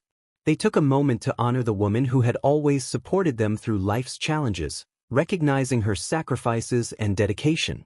The narrator felt that words could only capture a fraction of their appreciation, comparing them to poems in the heart of their mother. As a gesture of love, they decided to dedicate a song to all the cherished mothers out there, celebrating their unwavering support and affection.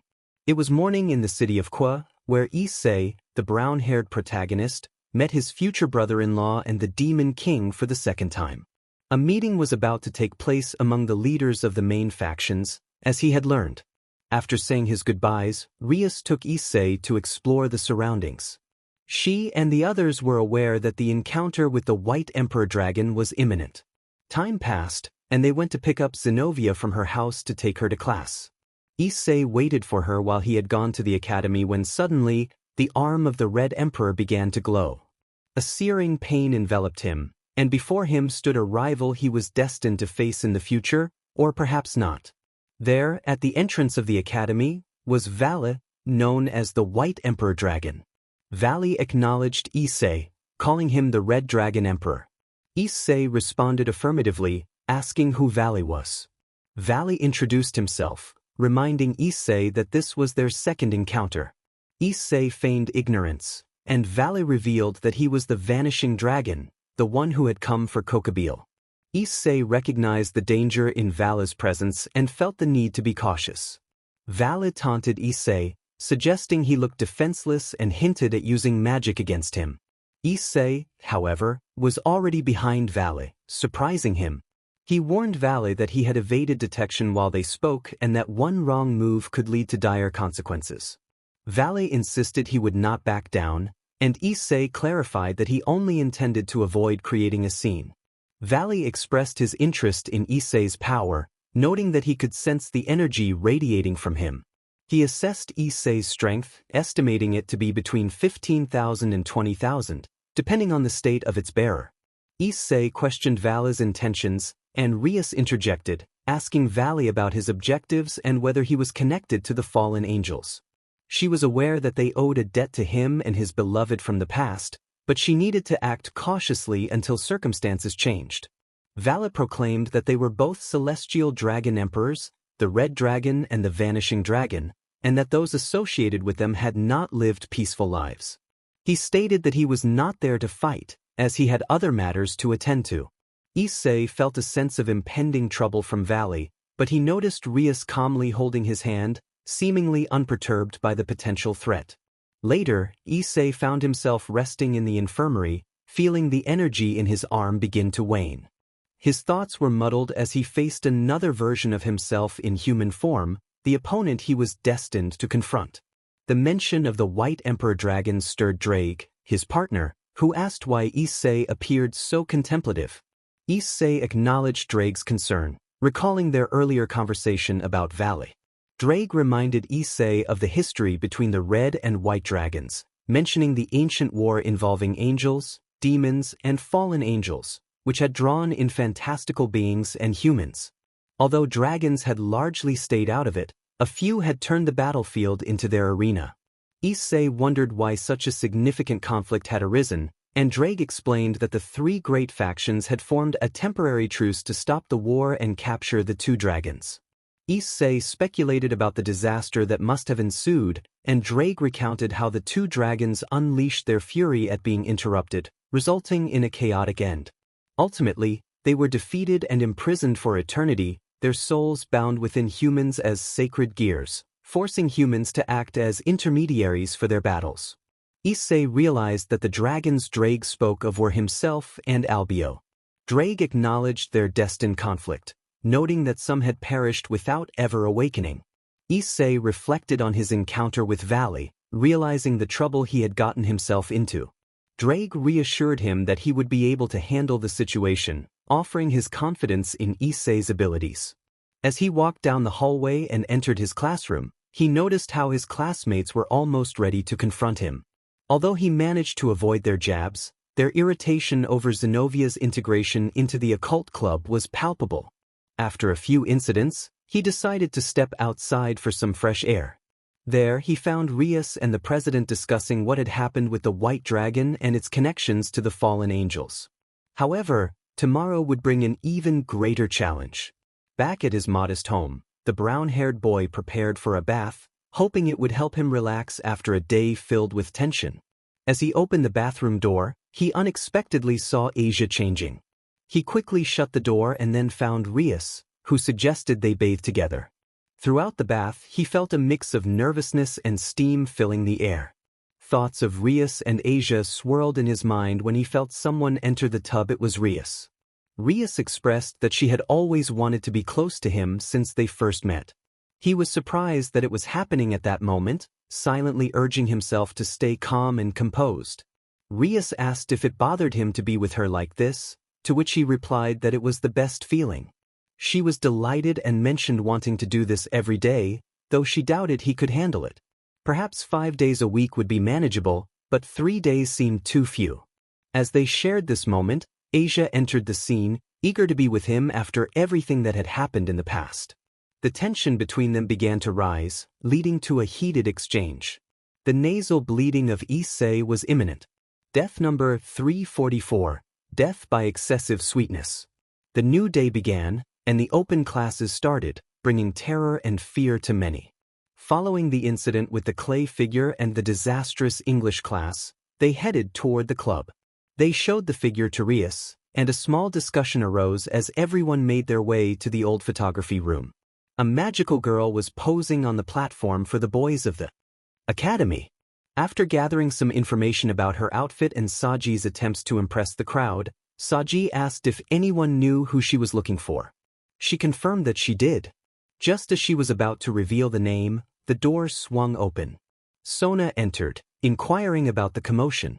Serafal greeted Sona warmly, having not seen her in a long time. A brief conversation between the sisters ensued, during which Sona failed to notice Issei standing there. After exchanging greetings with Rias, Sona's gaze fell upon him. He stood there, alive, just as she remembered him. The regret she felt was immense, as if centuries would not be enough for her to be forgiven for abandoning him in such a way. Tears had been shed in her room for having hurt him. He was the last person she had seen alive, and they had exchanged words. Just thinking about it pained her, burning her soul as she recalled the deal she had made, the hypocrisy of treating him as an enemy while contemplating marriage. It had hurt her deeply, as she was one of the most affected during that time. He was not just any man. He had seen her for who she truly was, beyond her childish characteristics. She had sent him into a battle where he was the only one to suffer. Those dark days without seeing or feeling him beside her were like swords of light piercing her heart. She pleaded for time to stop, wishing it could turn back to allow her to tell him that she loved him and to ask for his forgiveness. She longed to be with him when he was gravely ill in the hospital. That was all she wanted.